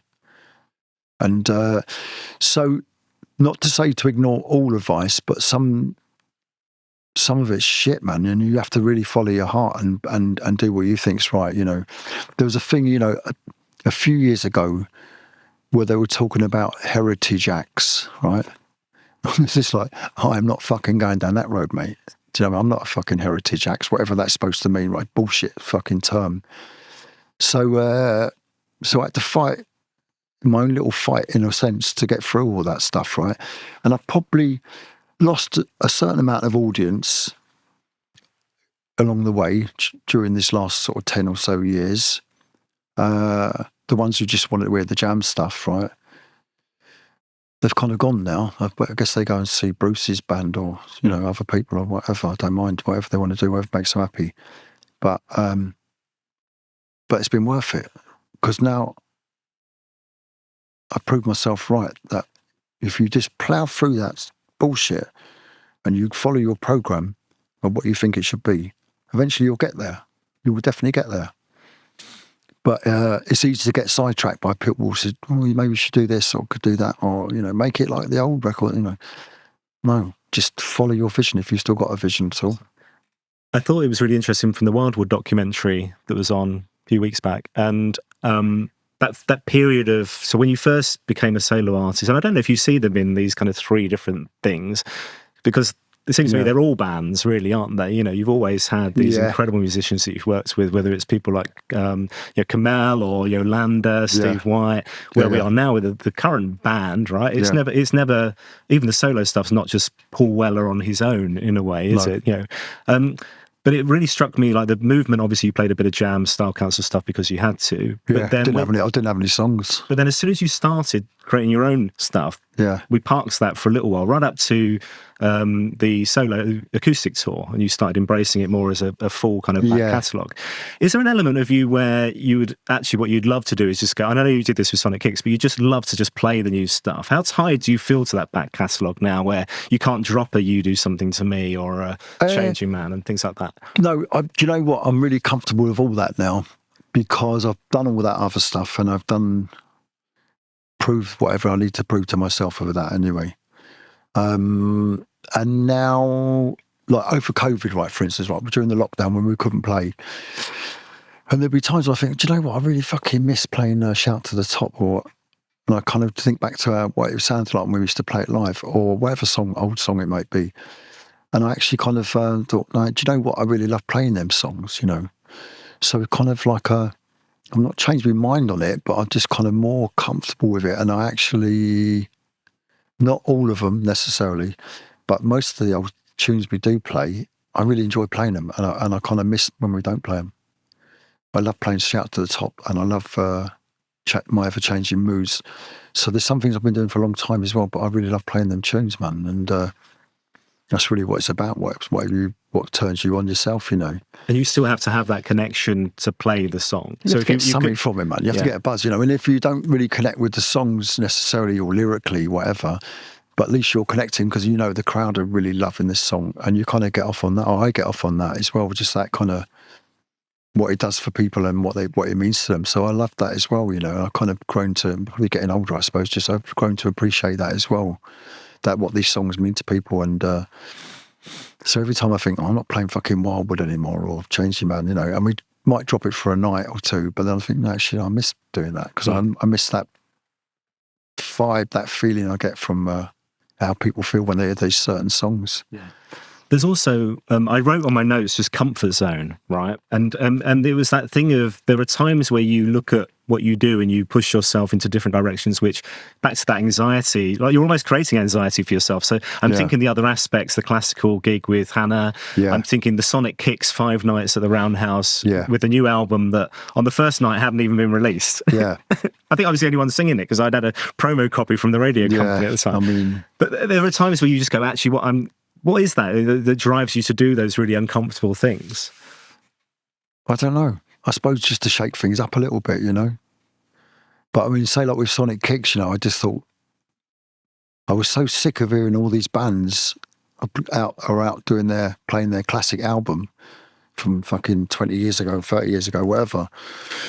That's what I played my classic album. There's my new one, right? You hear this, and which is a nice idea, but in reality, there was certain times, you know, certain nights I just think it's either really brave or it's really fucking stupid, because it's sort of, it was quite a hard album for people to hear first time anyway, I guess. Not for me, but for most people, I suppose. And to expect people to listen to it like that, you know, I suppose that my head's also sort of back in, like in the 70s, like with the Jam, for instance, right? You made a record, you put the record out, but then you go and tour that record, right? And not only do you want to play these new songs to people, but the people want to hear these new songs as well. Well, of course, we don't live in that time anymore. People, generally speaking, like to hear what they're familiar with or what they grew up on or what they love when they were 14 or whatever, which is fair enough. I understand that to some degree. But there's definitely more prevalent now than ever, that people like what they remember, or what's special to them, you know, and least likely to want to hear the new stuff, you know. But I think that's, for me, that's sort of started to change again. And like I said to you, I think it's just a question of just letting people know, you know, that's not going to happen. We're not going down that fucking heritage nostalgia bullshit route, right? Where I'll play some of them old songs, but then here's the new stuff as well. And I think hopefully that my audiences kind of dig it now and they understand that. And I'm happy, and I'm easily, and then in that case, I'm happy to play some old songs that throws people a line, and they go, okay, I love this one, and still be able to play my new stuff as well. Yeah, because I bet most artists with the catalogue you've got would do that, wouldn't they? They'd dive in and they'd do, let's call it greatest hits show, if you know what I mean. Yeah, I couldn't be bothered doing that, to be honest with you. I mean, it's pretty greatest hits anyway. I mean, there's a lot of play a lot of singles. I don't know about greatest hits. I don't know what that entails anymore. But I was looking at our set actually when on the last tour, and I was thinking, well, actually, there's a lot of these tunes with singles as well. But now I think I'm probably a bit more forgiving, right? So I wouldn't necessarily go and play the whole record.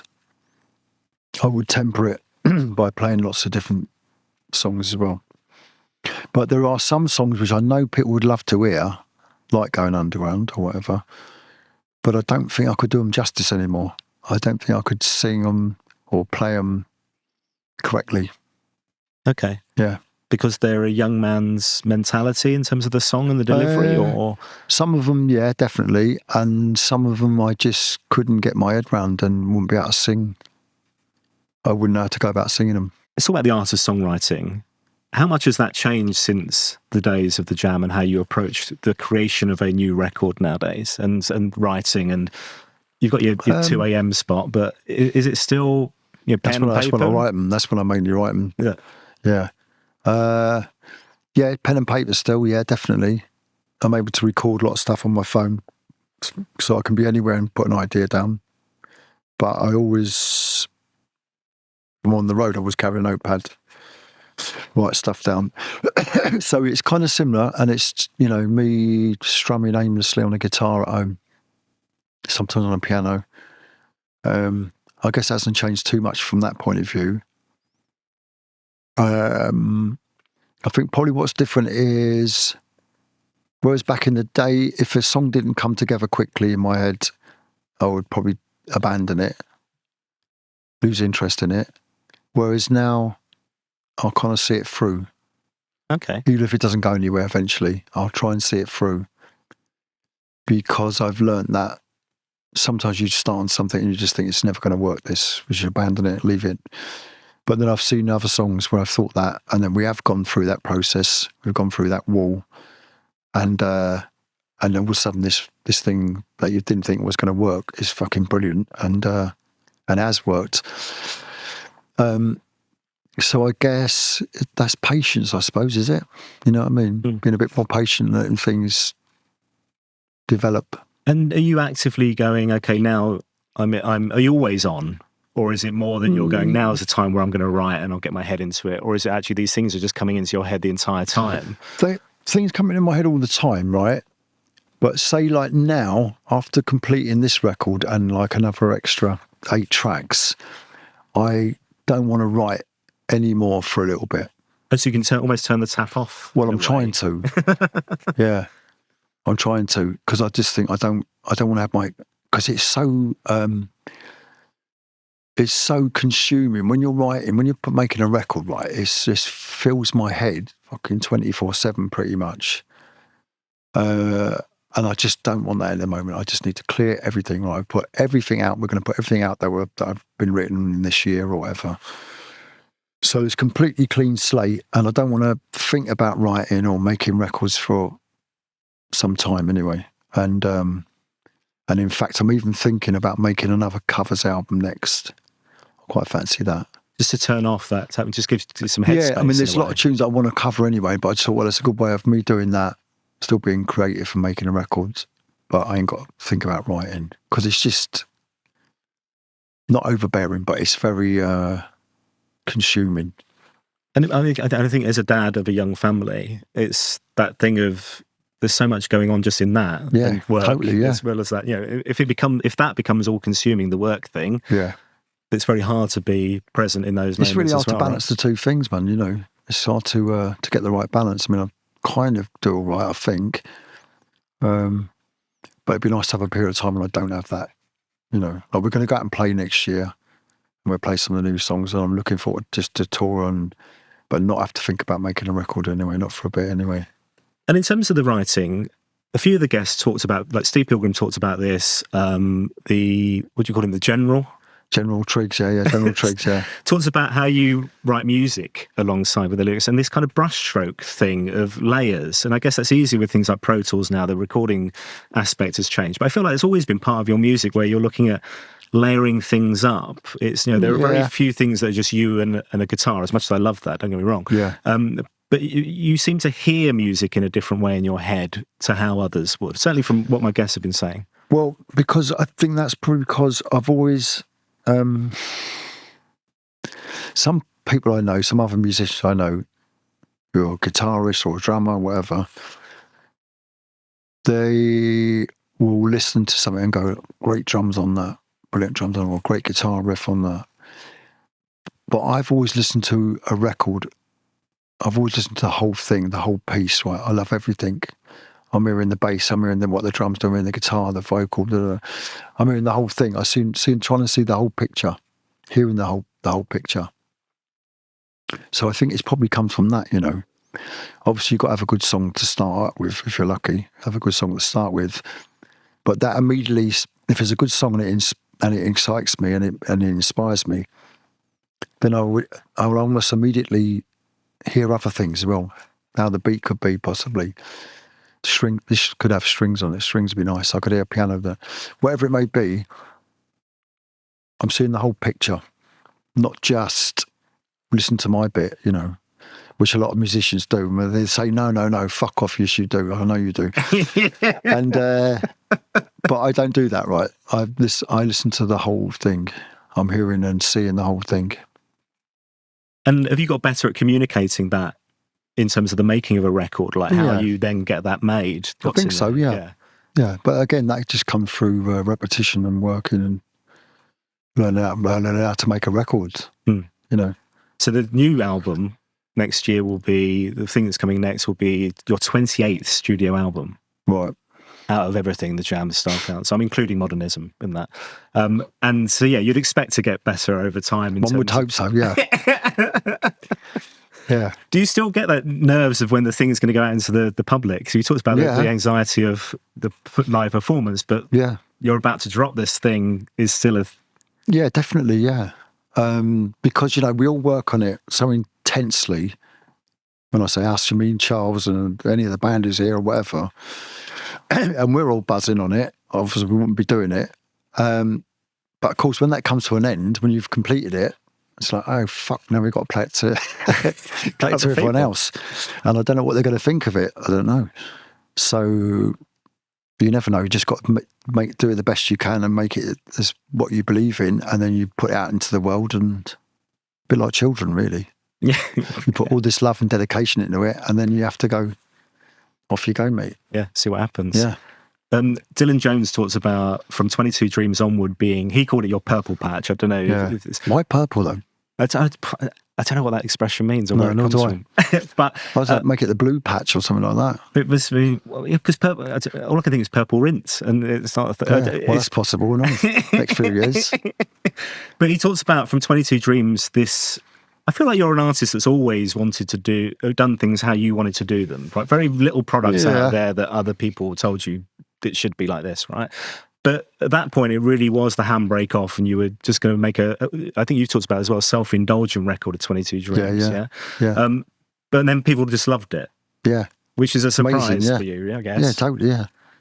But Dylan talks about, he said you were due a stinker, was what he said. A what? A stinker, as in an album that just doesn't work, it flops or whatever. He's like, because the hit rate now, since those times, of everything that's coming out of here and coming out of you. Well, you know what though, right? Coming out of like the noughties, right? I can't even remember what the records were then, but like As Is Now, like Illumination and Heliocentric, that type of thing, right? Yeah, exactly. Yeah, all that, wherever that time that was, I just thought it was just in a rut.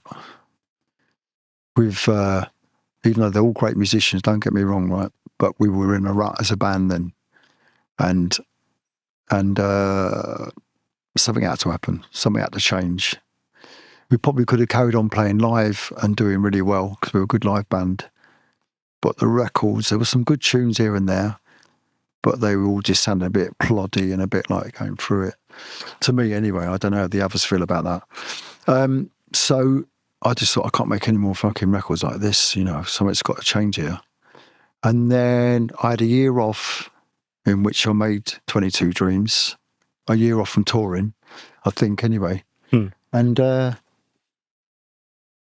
there wasn't really like a core band, and that was good really for me, because it meant I got different folk in, different people in, and there was no preconception of what we're going to do and how this song goes and blah blah blah, and it just all unfolded as we went along. You know, the more we made, the more it became apparent how where else we could go with it. And so that was a very pivotal moment for me, really, just in terms of making records, how to make a record, how you go about it, and almost like as I felt back at that start of the Style Council, you know, where we didn't have a band then, got different people in, and that changes things. You know, everyone brings something else different to it, but it was a very an important album, 22 Dreams. It was a great record, I think, as well. But it's an important record as well because it just showed that there ain't really any rules. There is no rules. And you just make up as you go along, as we all do in life anyway. But there's something sometimes really beautiful about that and unexpected that happens as well, you know. So that was important, that. And I think it's that kind of outlook's probably has endured since, I think, anyway. And it felt, I mean, I love that album. It feels like that album is Black Barn. Yeah. It's, you know, it's very soul. You get the kind of, you know, it through it, you know, Black Barn through a year. Yeah. The surrounding areas flood through on the album, even to the point that you're hearing the cockerel in the garden, that type of thing. Peacocks, yeah. Yeah, doors open, all that. Yeah. And that leads into lots of experimentation. Although, to me, you were always experimenting. You think about the Style Council, so much of that as well. Production techniques all the way through. But using the studio as a tool through those albums like Wake Up the Nation, Sonic Kicks and stuff as well. Yeah. And I guess you're getting, you know, shifting away from analog, moving into digital makes some of that stuff a little easier, or a lot easier. Well, we had to, really, to be honest. I think the last time we used multi-track was on when we were starting As Is Now, and we got a few days in, and then we run out of tape, and we couldn't buy any. You couldn't get it because Ampex went under, so we were fucked. And so somebody had to quickly learn the Pro Tools. So Charlie, had to send Charlie off to a university and learn about Pro Tools, yeah. But yeah, I don't know what you were saying, mate. I was thinking about Charles at university. And even now, when you look at albums like On Sunset and Fat Pop, that kind of use of the studio is such an important thing as well. Yeah. I mean, but a lot of On Sunset is done live as well. Oh, was it? Cut live, yeah. Less so on 22 Dreams than the other ones after that. But Sunset was pretty much live, really. A lot of live takes, and then embellish them, add in strings and whatever. Let me ask you about the current band before we wrap up. Yeah. So I say current band. Steve Craddock has been with you for 30 years now. Yeah. 30 years, yeah. That's mad, isn't it? Well, Funkers, yeah. I remember the first gig I saw you guys would have been the Pool Arts Centre, 92. Yeah. The first solo album had just come out, and the Ocean Colour Scene supported. Yeah, I remember that. When you look at the footage now, I mean, Steve Craddock looks like, what is he, like 15, 16? There's a little picture of him there, you'll see it, yeah. I know, it's so mad. Yeah, that's right, they played 2 shows. We just got back from the States then, that shows you're talking about, I'm pretty sure, anyway. And we did that, and we did Portsmouth, I think, as well. Yeah, go on, you asked me about the band, yeah. Yeah. Craddock. So I mean, he's incredible. He's an incredible person and an incredible musician. And the reason why we're still playing together, I think, anyway, is because we're both able to adapt and to see that whatever you do today, I might not want tomorrow. I might want something else. So you have to be a little bit adaptable and be able to go along with that kind of mode of thinking, which not all musicians are happy with. There's also some guys who I think that one of the things I really love is how open you are to anybody being part of this setup if they've got talent, if they're good. Yeah. And you think like Tom Heel, who started here as making, as a tea boy, making the cups of tea, fixing the roof, I think, from what I remember. Ben Cordelia, who is such a talent, real talent. Yeah. These young lads, and even Jake Fletcher, who's the most recent member, joining the band, who I think I'm right in saying like had to learn about 30 songs in about 24 hours and managed it, right? Yeah. Age is not a barrier to talent. You've always been like that. With Steve White when he joined the Style Council was like 16. That doesn't matter to you. Yeah, but the age thing. Yeah, but also I guess it's that thing of any of them can spark creativity, can spark the sharing of ideas, inspiration within you, regardless of whether it's a tea boy or whatever. Yeah, but as long as they're able to rise to what I'm trying to get to. Could that be daunting for some people that they just couldn't? Well, no, it's just some people might not want to do that or don't know how to do that, and that's fine as well, But if you can adapt, like I said, like with Craddock, then we'll have a future. Steve Pilgrim. I'm trying to think if I'm forgetting anybody in my head. Steve Pilgrim's another one. And his most recent album, you worked on together, Beautiful Blue. So not only is an incredible drummer in the band, but this amazing singer-songwriter, and a huge talent in his own right as well. Yeah. You're surrounding yourself with just such special, talented people. I won't go that far. This is the most uncomfortable you've been in this conversation. I bring out the best in them. Okay. Well, they are clearly learning. I mean, that's the thing, right? Yeah, we are all still learning, man. You never stop learning. Yeah. Isn't that a brilliant thing? Like, you're all kind of growing together and kind of developing together and sharing ideas. Listen, we did a tour recently, right, in Europe, Southern Europe, a few months ago. And all of us, me included, I just think we all said it's the best tour we've ever done. Me included, regardless of whatever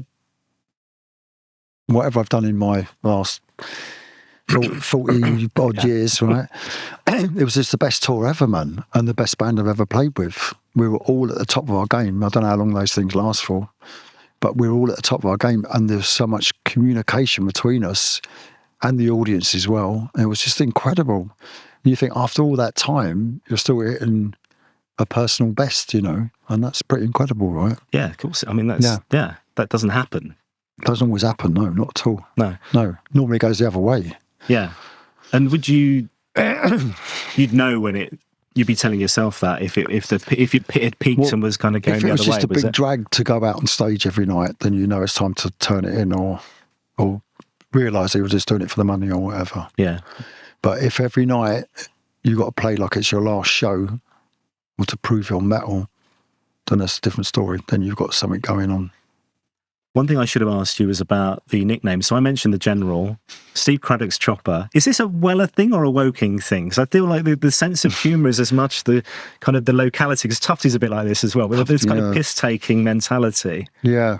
Is that from your family, or is it like, or everybody's like that? No, I just think we always don't we all give each other, don't you have got funny little names for your kids? Well, that's true. Yes, that's true. Yeah.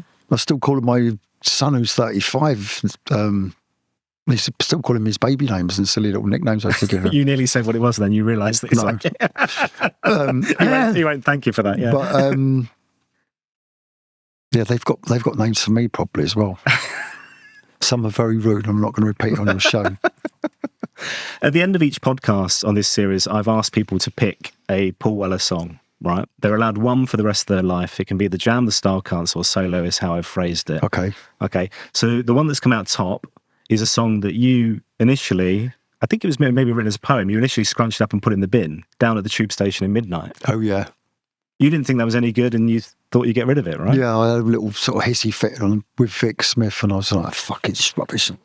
Chucked it in the bin and all that. And Vic, bless his heart, he said, no, this is good. You should carry on working on this. We've got to see it through. That's the best when you get, you've got a good producer, someone who encourages you as well. And luckily we did that. Same with English Rose. I didn't want to do that. And it was only Vic who sort of talked me around and... was that because it was uncomfortable, like putting your heart on your sleeve, showing yourself as a romantic? Yeah, I suppose so, yeah. Scenario? A bit of that, I guess, yeah, definitely. And John Wilson talks about how this ability to create a song that is very visual. And actually, we've not talked about the visuals angle of albums, but the visuals have always been something really important, not just for songwriting, but I mean like the visual element of what you do is so important. The cover of an album and the thought that goes into every single detail of that. Yeah. Back to, I guess, the mod thing, the detail, back to the Beatles, all those kind of things you're growing up on. Yeah. But that's all really important as well, right? Absolutely, yeah. But I'm only still thinking in 12 by 12 vinyl terms. Yeah, not the little tiny thing on an MP3. Not the little stamp thing, no. Or even a CD, to be honest with you. So it's really important to me, but only that vinyl is important, really. You know. Regardless of whatever you sell or don't sell these days, that's really that is the art form for me anyway. Okay. John Wilson talks about the visual element of so many of these songs, the fact that you paint a beautiful picture and we're transported there, we're transported onto the tube with a takeaway curry, where that's a real knack. That isn't something you can learn. No. Or you can teach. I certainly wasn't fucking taught it, that's for sure. Yeah. So where does that come from, man? Well, I don't know. I have no idea. I suppose films, TV.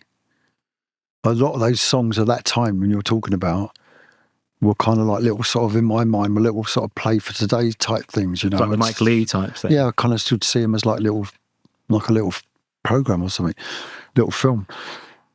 I suppose from that, I don't know. Definitely not from school. There wasn't the English teacher who inspired me, Mr. whoever his name was, or none of that. And so I don't know, I suppose Ray Davies, that's the other, you know, people like Ray Davies, John and Paul, obviously.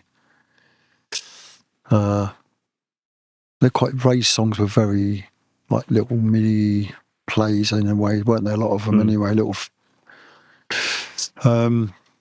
maybe people like that, you know. But were you like reaching for the thesaurus to look up words and things, or I wouldn't even be able to spell it. I'm not sure. I didn't even know what the fuck it was until we got one here now. I have no idea. I didn't go anywhere near anything like that. I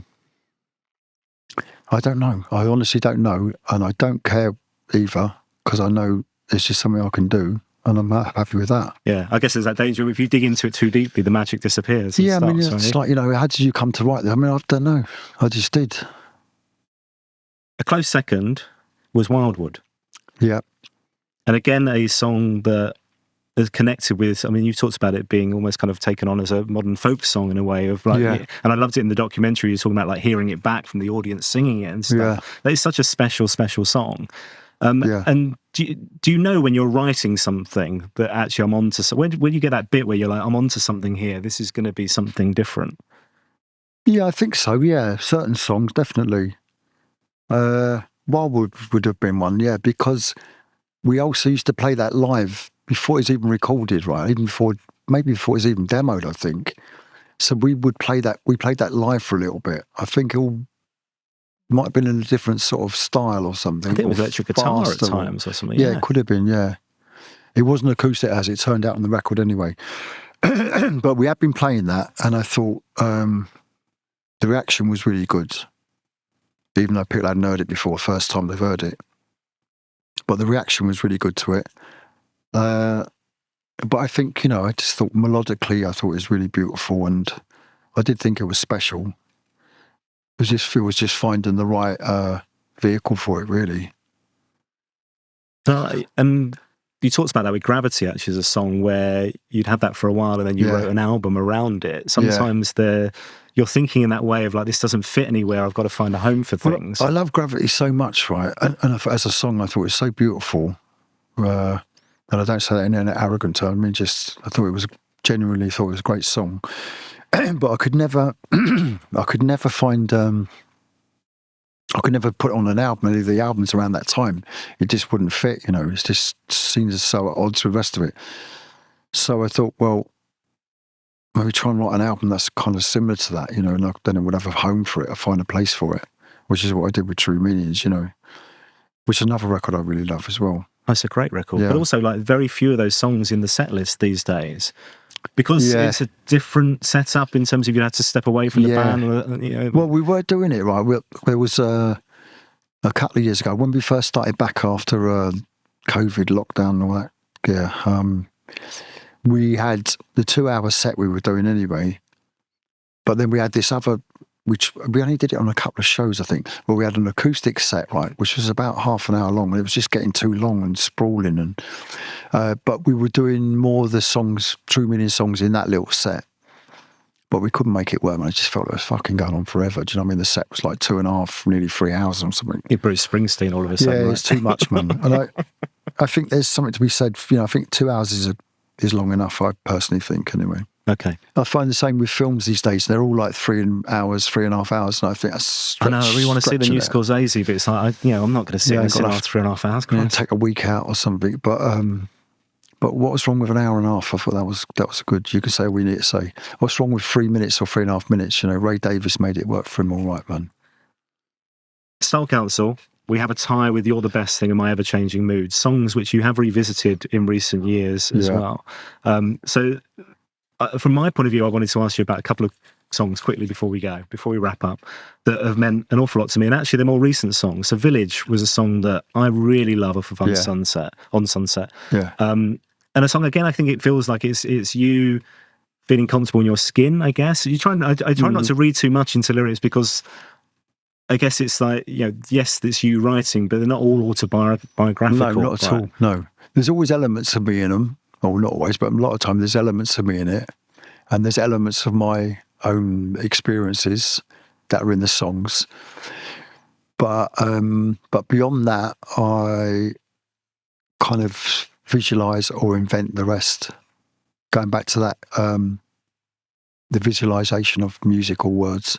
So I just saw this guy just striding down probably in Greenwich Village. That's probably where the title comes from. I don't know why Greenwich Village. I've not spent time there anyway. But it could be anywhere, right? Someone could be Portobello Road. Someone just striding down the road, sun shining in. It's a great day. They've got no worries. Fuck everything, man. I'm just feeling good. And I love that image. And so that's where that song comes from. Do you know what I mean? But I'm not saying it isn't connected with the fact that I definitely feel comfortable in my skin as well. But you know what? And I really don't want to go on about this because it's so boring. But I think also, when I stopped drinking, when I got sober, I immediately felt more comfortable in myself. And people say, booze releases your demons, right? I don't know if a lot of the demons are actually in the bottle, because a lot of things I used to worry about or think about when I was drinking, I just stopped like that. They vanished, and it's just like they weren't important, and I don't even think about them anymore.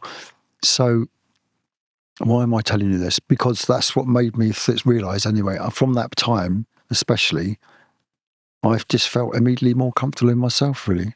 And obviously that's getting older, and old age as well does that, if you're lucky, I suppose. But I think it's something tied in with that as well, But, yeah. You've struck me as you say that idea of like the hard reset on things is something that would appear that you're good at. Like when you say the Into 22 Dreams, you made a hard stop on that. Obviously the Jam, a hard stop on that. With the drink as well, it's like a hard stop on that. These things don't peter on. If you make a decision, you cut stuff off. Yeah. You're not tempted to revisit things, whether it's the drink, whether it's the band, those types of things, right? You just go forward. I mean, obviously with the Jam, right, I'd made my mind up, but that was a much tougher decision. But when I stopped drinking, it was almost like my body just said, "You finished now. You've had your time. You've done," and that was it. And I'm not saying it was that easy, but that's what spurred me on. The fact there was this kind of internal voice, whatever you want to call that. But normally, if I make my mind up, that's it, really. Yeah, you're done. Can't really change me too much from that. Okay. One other song to ask you about, which had a real connection with me as well, was a song called Glad Times, which you've started playing live again. It takes a while for some of these songs to get into the set, feel like they can be part of the set, maybe. I don't know what the decision-making is, but that, again, was such a special song and connected in so many ways that these songs do. You hope to find an audience for what you're saying, right? But talk to me about, because that was a co-write. It was, with Tom and Amp from White Label. And we've done stuff before together. We did a couple of songs together. And So it was a backing track. Let me think. Yeah, it was a backing track.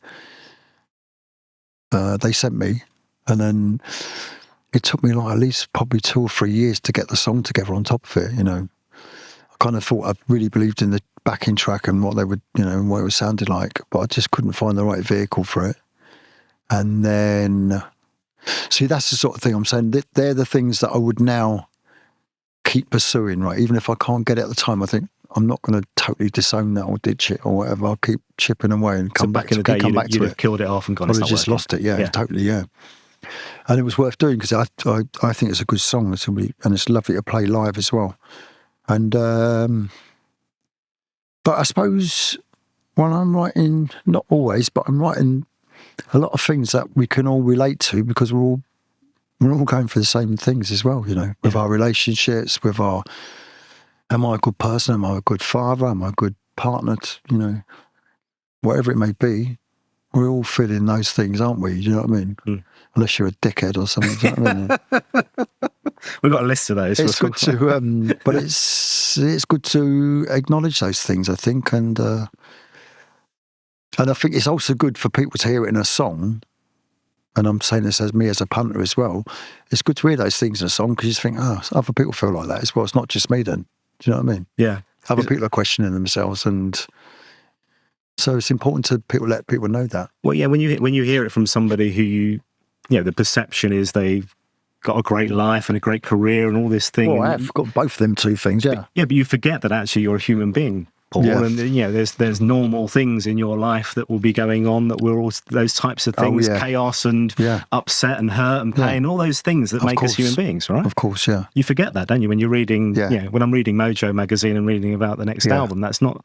We don't think about those things. They put you on a pedestal in a way, I guess, as well, don't they? No, absolutely, yeah, and that is right. I mean, I don't think like that, but that's only because I've had this experience. So when I look at other people like Macca or whatever, I know that he's been through whatever he's been through, same as what, you know, we all have. We'll experience losses, pain, joy, grief, happiness, you know, whatever it may be. One thing you said there about Glad Times and these lots of versions, whether they're in your head or you're recording and stuff, well, is there a future where we will get these big box sets like you've had with the Beatles recently, and there's, you know, version 20 of Penny Lane? What's your view on that? I mean, obviously as a fan, as a collector, you're buying that stuff. Some of it, yeah. Some of it goes too far, man. I remember buying this bootleg years ago in Japan or America or something, and it had like 12 different takes of Strawberry Fields. But one had like a tambourine on and one didn't. It was just like, I don't fucking care about that. Do you know what I mean? And to be honest with you, there's a few occasions where this might differ, but generally speaking, I don't want to know how the magic was made. I'm quite happy to hear the end product, right? It was kind of interesting to hear Yellow Submarine, that version recently with John singing it. It was a totally different song, wasn't it? Quite down. And so that was interesting, but that was all, you know what I mean? I don't need to know where it was created or how it was created necessarily. I just listen to the beautiful finished thing, man. That's the important thing for me, you know. Yeah. And every song for you, there are two things which have come up a lot on the podcast. One was Serve the Song. Yeah. And I don't know if that's a you phrase or something that's come from somewhere else, but everything being Danny about... Thompson. Danny Thompson. Oh, man, he was such a lovely fellow on the podcast. Did you do it? Well. Yeah, he's great. What a guy. So what does that mean, Serve the Song? It means put your fucking ego outside or leave it in the car or whatever, and then come in and listen to this tune and listen to what the person's trying to put over and what they're trying to reflect within this music. And that's what it means. Okay. And then the other thing that's come up a lot is how not come in and go, you know, I'm the fucking best bass player in the world, and, you know, this is how I'm going to do it. And it's not about that. Those people don't last long in your company. No. Some have lasted longer than they should have done. I shall not name names. No. Okay. The other thing that's come up is how every song's important for you, regardless of whether it's a B-side, a deluxe, a song that sits on an album, a single. When you mean when we're making it? Yeah. Yeah. They might not be as important after we've finished it, to be fair. You're not somebody who's pumping out crap, you know. Do you know what I mean? There's a quality threshold. I wouldn't try it. I mean, I put out crap, but not intentionally. It's just, you know, didn't really see it at the time, to be honest. Do you know what I mean? But I wouldn't purposely put out a piece of shit, I'll just think, that would do, spung that out. You know what I mean? I'm not really into that. There's too much at stake. Yeah. Final question. So, purpose of this podcast, Paul, that we created during lockdown as a daft little idea. Thought it maybe last like 20 episodes, talk to some fans. What are you on now? 100 and what? This was 180, this is. Incredible. I don't even know that many people. I mean, there have been this many connections. And it's been, it started off as let's chat to some fans, but we've had, the musicians, we've had people that you've collaborated with, and it feels like the collaboration is more something that you're comfortable with, doing more and more of that kind of stuff these days, right? Yeah. Hugely talented people, whether they're journalists and people like Pat Gilbert and Pete Perfides, whether John Wilson, authors, all these people that have told this story over the past 3 years now, ridiculously. Wow. But the reason I created it was because back in the day when I was a radio presenter, I gave up and I had one big regret, which was never to get an interview with yourself. Gary Crowley just rang up the home phone number and got an interview with you for the fanzine back in the day. That was a different time, man. Yeah. That's how easy it was. I was still living at home then. So I created a podcast to make it happen. And I said to every guest, what should I ask Paul? And every single one of them kind of went, look, he's down to earth. He's not lost in showbiz, all these kind of things. But ultimately they kind of said, ask him what you want to ask him and he'll be open to it. I feel like interviews has not always been something that you've enjoyed, but it feels like now you're more comfortable talking about some of these things. Why? Because I'm more comfortable as a person, that's all, to be honest. And I don't feel like I'm sort of fighting against the press or do you know what I mean? And it was kind of like, that's because I had very bad experiences when I was younger. When we first started off, got slagged off a lot, man. Like our second record, our second album, was like, we were sort of finished, really. Do you know what I mean? There's quite a lot to take on when you're 19. Your life's over at 19. So I always thought there was kind of like, us against them vibe, and I don't feel that now. I don't fucking care enough to do it. But it isn't like that anyway. And also the nature of music journalism has changed entirely, I think, as well in the last sort of 10, 15 years. In what way? I think, I don't think there's so many people with an agenda anymore. I think people are the money shit, right? So people who do it generally are people who really love doing it, right? And there's some great writers now. And I think all the separating the wheat from the chaff or whatever, they've all gone off and, whatever they do, holiday programs or whatever they get up to. But so I think there's only like genuinely people who love music like Pete Perfides and Pat and all those cats, right? So I don't think you get people to come along to interview you with this kind of nasty hidden agenda, which used to get the enemy or whatever. It's not like that. So you can always be more open and you're talking on a different level.